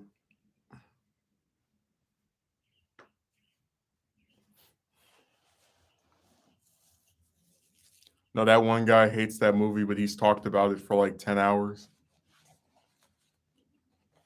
And every time I go on his channel, which I don't do too regularly, but I looked it up. I was like, he did a watch party for it where he watches the movie. He did a stream talking about it, talking about stuff he liked, talking about what he would have done. Like, Jesus, man, we get it. You don't like this movie. At a certain point, it's like, okay, can we just move on? Like, I think you understand what I'm saying. It's not like I don't have a problem with people discussing something in depth, but if it's the same thing over and over from the same person, I just start to roll my eyes.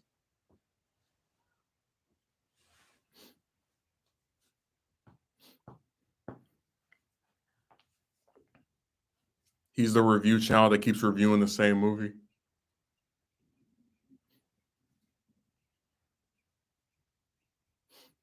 God, man.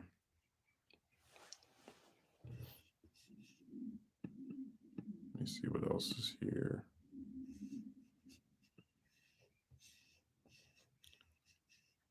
Also, Megumi, sub or dub, which you prefer? Because I'm just gonna warn you, if you like dub more than sub, you're not a true fan, and you're supposed to enjoy listening to stuff in languages that you don't understand.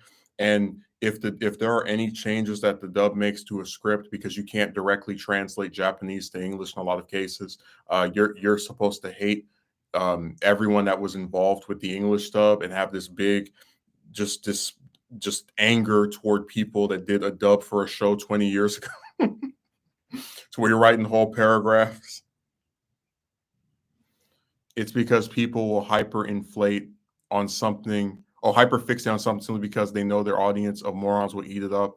I call this content hate mongering.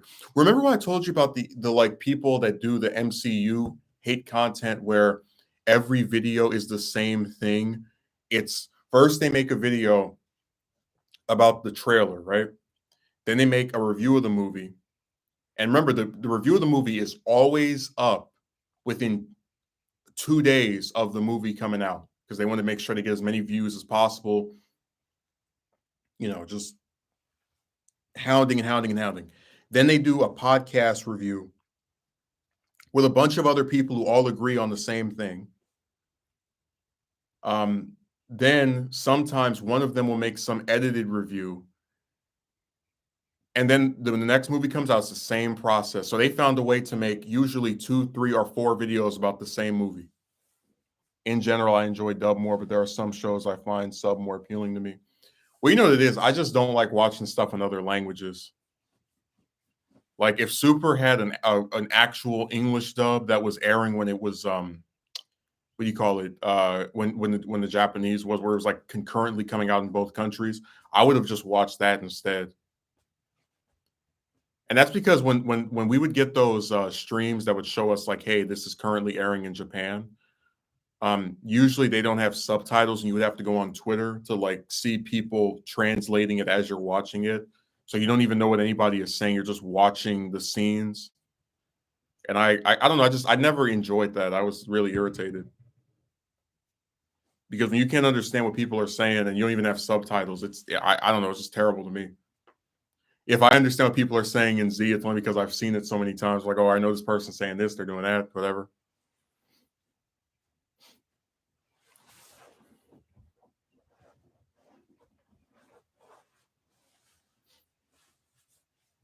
It's because people will hyperfixate on something simply because they know their audience and morons will eat it up. No, that hate mongering audience is real, and they are every month or every other month. When some superhero movie comes out, those same 4, 5, 6, 7 channels, they make a trailer reaction video, crapping on a trailer. Then they make a review of the movie that always comes out right after the movie did, sometimes the same day, sometimes a few hours later. Sometimes they see it the day before, they get the video out even quicker. That's always thought was so funny. Like, I hate this series and it's so terrible. Hey, you got your tickets to see the new movie? Oh yeah, man, we're going to opening day. Man, when people get paid to do stuff, you can just see. That's why I said I really don't believe they hate all this stuff, because who watches a series that they hate and they're waiting until it comes out. They're the first ones to watch it. I don't believe it. I agree with what you're saying. I do prefer dubbed. There have been shows a good friend suggests to me that I'll refuse to watch because it isn't dubbed. And there are some shows that get dubbed for a while, and then they have parts that were never dubbed, like the Dragon Ball OVA from 2008 with Vegeta's brother. That's never been dubbed. Um, the Hachiak special from the 90s, that's never been dubbed either. There's some kind of like Dragon Ball video game where you can like travel back to the past, and it's got like scenes that are animated, and those were never dubbed. So there's a lot of content for that series that never has been put in English, along with some games that were never. I think there were some games that have never been put in English either. Um, but just to give you an example of a show, there was this one Cartoon Network show named Satch Bell, and it was about this boy who is a puppet or part of this world of these like little um, like doll people, and they all have books and powers. And when one of them fights, you have to burn the other's book. Anyways, this show was on Cartoon Network about 15 years ago. I used to watch when I was a kid, and one day it stopped airing new episodes. I was like, what happened? And then only when I went online did I realize there were a bunch of episodes that were just never dubbed. Like, I think the second half of the show, the last 40, 30 episodes. So, you know, yeah, sometimes it's off. Like, I'd rather just go read the manga to get the full story. I don't feel like sitting here and reading subtitles for 10 hours.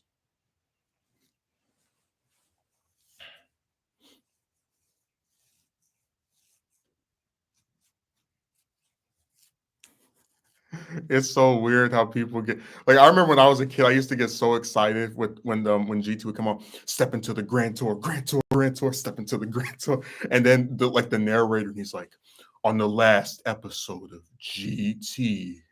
You know what I mean? Like I don't even for all the complaints I have about that series are it's like the dub is not one of them. I mean, it's like I don't know. I just find narrators to be so inconsequential. Like I've never sat back and actually cared about oh this person at the start of the episode's voice is off putting. This is weird.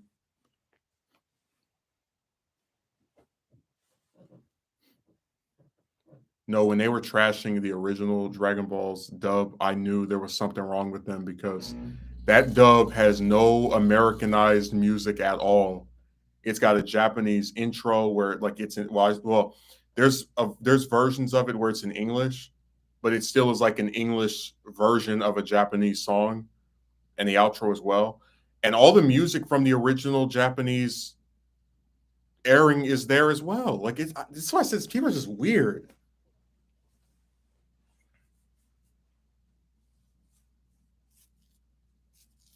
I told you they can complain about dub changes, but if you watch the Funimation dub, whichever version you want, all the events still play out the same way. Raditz still shows up. Piccolo and Goku beat him. Goku passes away. The Saiyans show up. They get rid of like half the team. I mean, like all the events still play. Like I, that's why I always take like this thing of dubs mattering as not really being that big of a deal or actually showing that they don't because until you can show me proof where Funimation made, um, I don't know, the story change somehow. It's like get out of my face. You know, it's just I don't know. People are just so weird. I think you know what I'm talking about, right? Like no dub is going to change the series so much that the actual contents of the show are different. As in like the major events.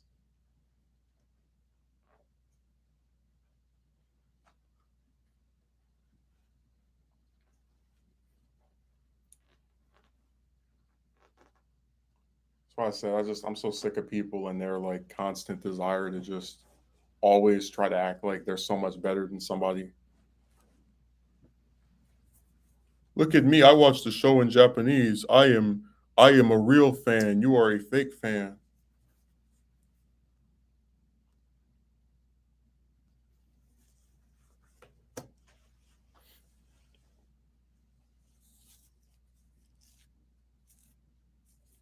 Oh, I didn't get to read your comment.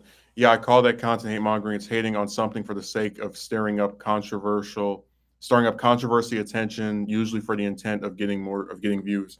Yeah, they do that on purpose, and it always it comes across as very disingenuous because there is no series that I'm going to keep watching that I supposedly don't like over and over again for multiple years. It's just not going to happen. So that granola arc was so bad, I tuned out of it. I looked at the plot summaries. I looked at the fact that one of my biggest complaints with Super had not been addressed, and I walked away.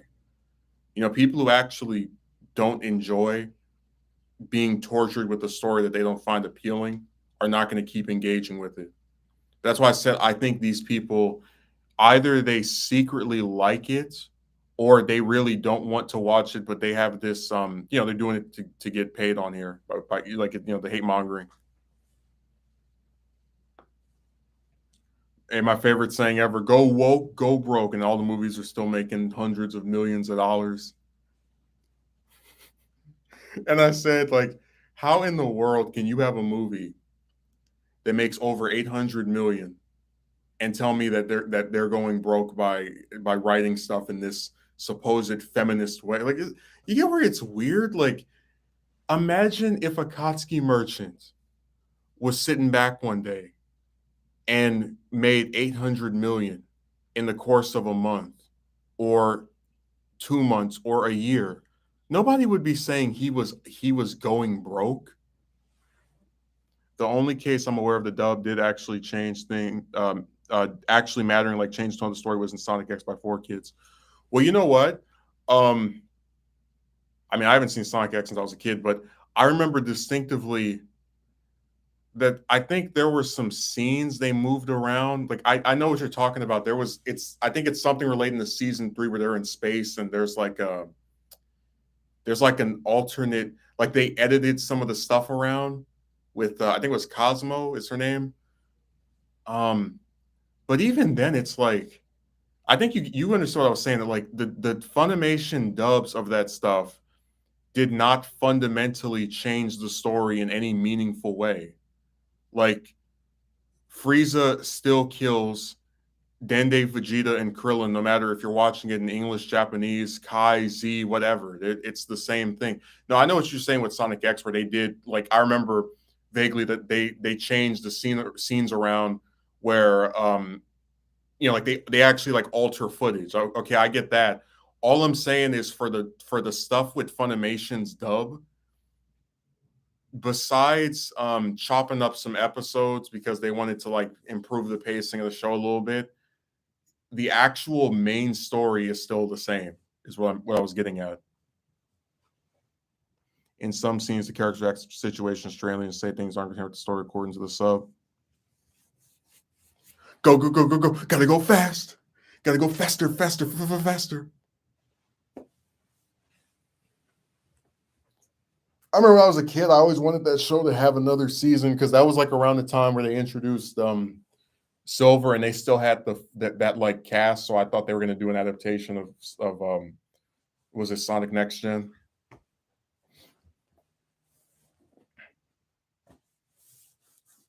Hey, Jem, let's say we make a movie about you and your parents. And in the movie, it's the three of you talking for 2 hours. And the one major event is that your dad, I don't know, does jumping jacks. And then we do a Japanese version of it where we change one of the lines to have your mother say that, I don't know, she likes to walk at night. Does that really destroy the whole movie? That like that one line change or a couple of line changes, like doesn't the same story play out as it did in the other in English, the original version? And will it be worth complaining about changing a couple of your mother's lines in 20 years after the movie's been out for a fifth of a century?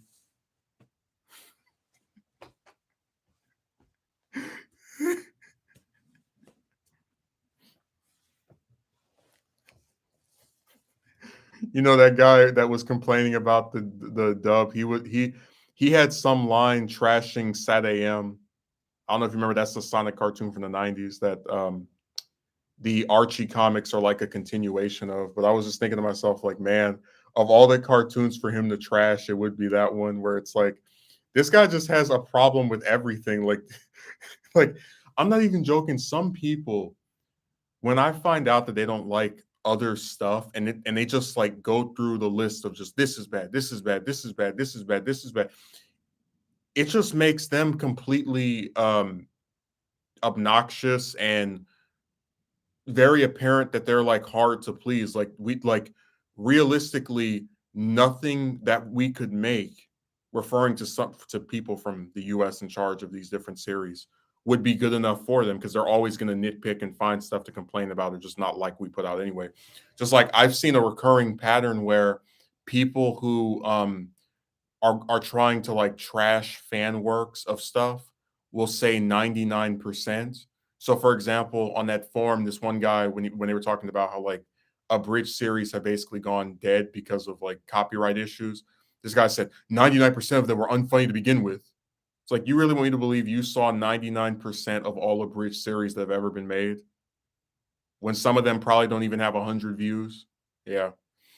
There was another guy in a server I was in where he was talking about fan films of some series. And he was like, 99% of fan films are unwatchable. I was like, why do they keep using that stupid? You know what it is, right? That statistic is their way of saying that basically, no matter what people make in this particular medium, I'm not going to like it. I'm going to think it's bad.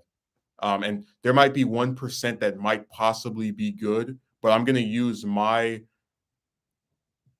probably and presumably limited grasp as by virtue of not having seen all the different ones that there are to say that all of them are bad or almost all of them are bad and that there's like only a 1% chance that what you make will be something that I like. You get where that's like that's really God, there was another guy on that same forum who said that most TV shows and movies were bad. And I laughed because I said, there is no way in hell that that bastard, and I'm going to call him that because this goes back to like me getting tired of these people just constantly having a problem with everything. You will never get me to believe that that guy has seen 99% of movies and TV shows. I don't think anybody has seen more than maybe like 10%. I refuse to believe that. There is no, as many movies come out every year. You really think that guy has seen most of them, even in just 1 year alone? Hell no. Give me a break. No, there is no way he has seen that stuff. I refuse to believe it. I say good luck. 99% of all movies and TV shows are bad, says the guy who's seen maybe like at most 2% of them. Dude, I'm not even joking. Like if you really think about that comment, that shows you how like excessively pessimistic these people are about entertainment in general. Yeah, same. Not to mention the movies that never released in cinema and the very old ones lost in time. But dude, even if you wanted to just say he's talking about movies and shows from like this year alone, do you realize how many movies come out every year? Hundreds, dozens. Like I don't believe that that guy has any authority to say that, nor does anybody else, because I don't believe most people, or probably anyone, has seen anything close to resembling the full catalog of entertainment that has been released. It's like someone who says books are boring and they've only read 3 books or five. And it was like years ago. It's like, I don't believe you. I don't believe you are informed enough to make an opinion of this. I don't believe that guy saw 99% of all the Bridge series. I don't believe the other guy has seen 99% of all movies and shows. I don't believe that that other guy has seen 99% of all fan films. I think they're all full of crap. I think what it is that there's this extremely, because this is why I said the internet is a place where like I'll get called negative for talking about like the woman stuff the way I do, even though it's just based off my experiences with them. But you really do have this group of online elitist um, commentators who basically, no matter what you make, no matter what comes out, they're going to have a problem with it. If they see it, they're going to complain about it because there is almost virtually nothing that can ever satisfy them. Um, that's why when I was talking about sub and dub and how these people complain about, for example, the script changes and the music changes, I said, okay, well, that's stuff that can be fixed and was fixed um, on other versions of the same series like Kai, right? But then they complain about voices not fitting and not liking this voice actor. So, okay, well, you just moved the goalposts. You just showed that even if your concerns that you sat here and typed about so ardently for several paragraphs are met, you're still going to find something else to complain about because that's all you know how to do. You just always have a problem with something. So I said when you make something, whether it be a show or a movie or just a video, just make what you want to make. There's going to be someone who has a problem with it no matter what you do. And some people have a problem with it because they have a problem with everything. Like you legitimately have an easier time winning the lottery than getting these people to like or otherwise enjoy something. They're not capable of that. They view themselves as being of some higher intellect than the rest of us because they needlessly trash everything around them, even though all it does is make them sound ignorant because they have very limited ranges of stuff that they claim to like.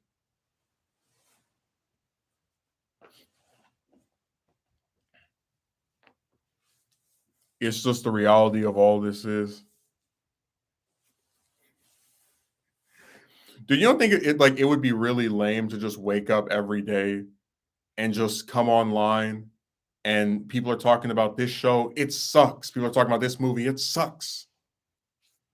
Most movies are bad, most shows are bad. And remember, when you say this stuff, you're not remember, like, you're not getting paid to do this, right? They go because they're not getting paid to come on these forums and write this stuff. They don't get paid like I would if I make a video and it gets a bunch of views. They're not getting exposure for having these opinions, like, actually, like, people saying, hey, this guy's review where he trashed the show is really good because he makes all these really good points. So they just come on here with their faceless, non-inventive personas, trash what somebody else is making, and I guess feel better about themselves. You understand where, like, that's like, and I'm not even trying to say like you have to make something to be. You understand what the difference is. This isn't about saying someone has to make something to like be able to make good criticisms of other stuff. I'm just simply saying that when I see these people and I know that they have not seen every movie and show, but they say that most of them are bad, and I know they haven't seen every abridged series, but they say most of those are bad. It's like this extremely pessimistic, I'm better than you. Only a small section of all material or art is good or decent in my view type perspective that I really just want to divorce myself from, like it's this extremely pessimistic position that I don't really like because it's ignorance that's used to justify an ego. Like, you're ignorant of most shows and movies, but you have the ego to say that most of them are bad, as if you're an authority on this matter. See, if I told you that most Marvel comics are bad, I wouldn't say that until I'd actually read most, and I have to like specify most from before, from like 60s, 70s, 80s, 90s, 2000s, 2010s. That's why I say on the internet, people just make these blanket statements of ignorance and they say it so confidently. Most shows and movies are bad, says the person who's only seen less than 2% of all of them at most. No, but I'm saying that, like, when they say this stuff, they make themselves sound so authoritative and like they're really saying this thing that we should all listen to. But you're not giving any examples of what makes modern stuff or most stuff good or bad. You're a guy who's treating your opinion like a fact, who's got an opinion that is ignorant because you haven't seen most of this stuff, and you just want attention.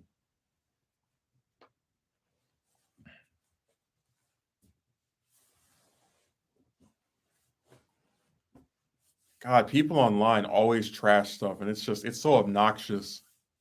I'm not even joking. Sometimes when I go on YouTube, I really wish they had like a block feature to where you could like block out certain videos with certain words in them because I would do that in a heartbeat.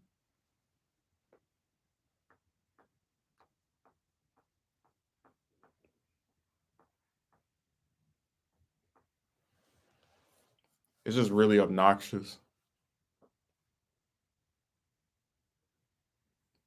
They just sit around arguing back and forth, like trying to have a problem with you over liking something that they don't like. And it never ends. Like, these people have this extremely deranged perspective that I don't really quite enjoy being around. People online have a tendency to overestimate their intelligence and get mad when someone shows to know more than them. Well, what drives me crazy is, like, you have people who will make a statement about something, and then when they see that you're more informed of it, they back off, or they like. I think I gave you the example of how my friend said that the only movies that have opening credits are, which he got it wrong because he mentions like Star Wars, right? Opening credits are when at the start of a movie it's like starring this person, that person, this person, that person, um, and then like the opening credits of Star Wars are like the plot summary or like the previous events. It's a totally different thing. But I started to list off different movies, like, for example, the Raimi Spider-Man trilogy has opening credits, um, and then like just other films, right? Like a lot of horror movies have those as well. And he then changed tunes and said, "Well, I haven't seen that. I don't really see that many movies." I'm like, well, I have. I watch old stuff, new stuff. You know, And I've noticed a lot of opening credits, especially with movies that predate the 2000s. I'm not even joking. I could probably sit here and name, if I tried, 30 or 40 movies with opening credits. It was a very common thing to have a movie start off by saying starring this person and that person, this person. And I'm not you get where the problem is, right? No one is shaming him for not watching that many movies because it's like it's a taste thing where if you want to watch them, you don't have to. The frustration comes from the fact that he tries to make a claim about something that he can't prove. So it's from a point of ignorance. And then when someone shows themselves to be more adept at this topic than he is by virtue of watching more stuff, he backs off quickly.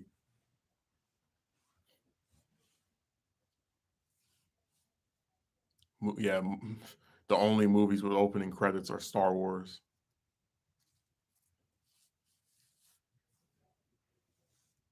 So as you go back and you watch a movie from the 60s, 70s, 80s, 90s, you're very likely to see some opening credits.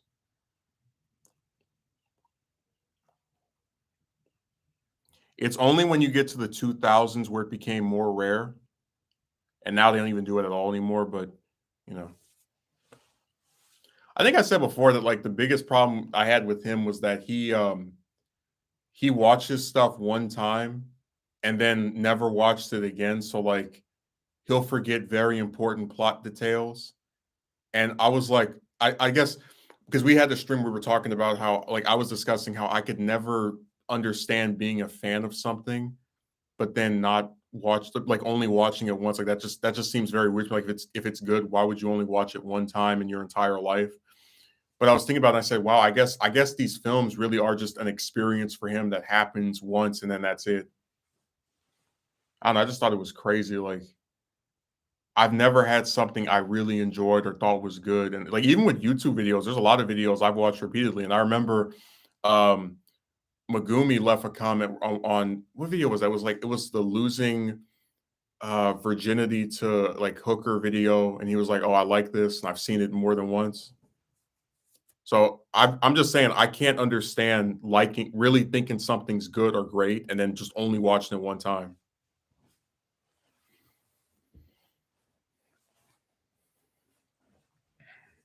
The only time you'll see me watch something once is if I can't watch it again through like legal means or through some means where the quality is good. Like I want to see Superhero again, but I'm waiting for it to come out on DVD. So that's the only reason I haven't seen it more than once at this point.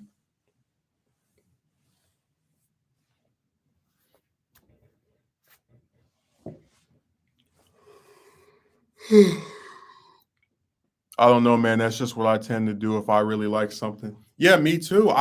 There's not a single movie that I call myself really liking, really enjoying, thinking was great, etc. that I've only seen one time. Now there are some shows because of their length, I haven't seen the whole thing all the way through except once or twice, like very few times. But even with those, it's like every couple of years I go back and I rewatch it. Um, I guess you know what it is, right? That like there's this thing of I call it the hype train that are where there's all these new series that come out and people tell you to watch or read them. They give you these unwanted recommendations. And it's I guess my perspective is I'd rather have two, three, four series that I really, really like and I rewatch over and over than five, six, seven, eight, nine, or 10 that are only being talked about now because they're ongoing and current. And then in like 10 years, nobody's even going to be discussing them anymore because they're going to jump ship when it ends. If that makes any sense. Like, I'd rather truly be a fan of stuff that's ended and I still enjoy it, so I go back and watch it over and over, than like a couple of things that are new and just kind of like walk away from it once it's finished. Because I like when I was a kid, I was like that with Dragon Ball, where I would watch it over and over because they had different websites that where people would post the whole show. Um, and then stuff like Naruto, for example. I remember when that ended when I was in I think 10th grade. A whole bunch of people jumped ship. They were like, "All right, goodbye." That's that. So I really don't understand that perspective at all. I would think if something's bad, you never watch it again. You know, like this was terrible. I'm not checking this out because there are some videos on this website that for one reason or another I really don't like, either for the opinions being expressed or for some other reason, and I will never watch them again. I saw one review where the guy reviewing the movie said that people are forcing themselves to like this. And I was like, who the hell are you to tell people what they're allowed to like or what their reasons are for liking some, like I just thought that was really nuts, and that disgusted me. So I haven't watched that review since then. I haven't watched that person since then either. I'm really one of these days I'm gonna make a Google Doc, and it's gonna have all the videos I really like and just rewatch over and over. And I'll just put it by creator. Like this person's top 10 videos, 20 videos. Because I'm very serious when I make the claim that if something is good, people will watch it over and over again.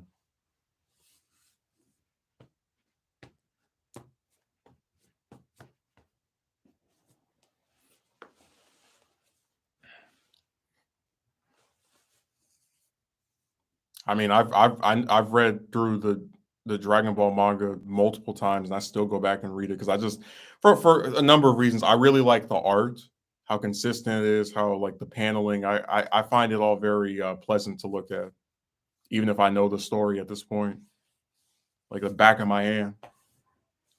That's what I always thought was like really crazy about these people. Like they'll sit here and talk about they need time to watch stuff. Like, dude, this stuff is like if you want to know the story of one of these series, it's so easy. Like I read all of Shippuden in like 3 or 4 days. Because a lot of the chapters are, they're like 15 pages, whatever. But my thing is like it's so easy if you don't want to like watch the whole show to just read the manga, which is a much shorter product. That's why I said people are weird to me, like the choices they make and the stuff they say, and I don't know. It's just I don't get it.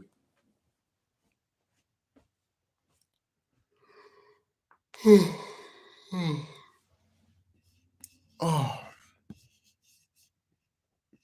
Well, anyways, we've been at this for over 2 hours now, a little bit longer than usual. I'm glad people showed up on this stream. Probably my favorite one out of the last three, and I'll be back on Monday as usual. And have a good rest of your weekend. And thanks Megumi, thanks Akatsuki Merchant, Jim. Have a nice day. See you.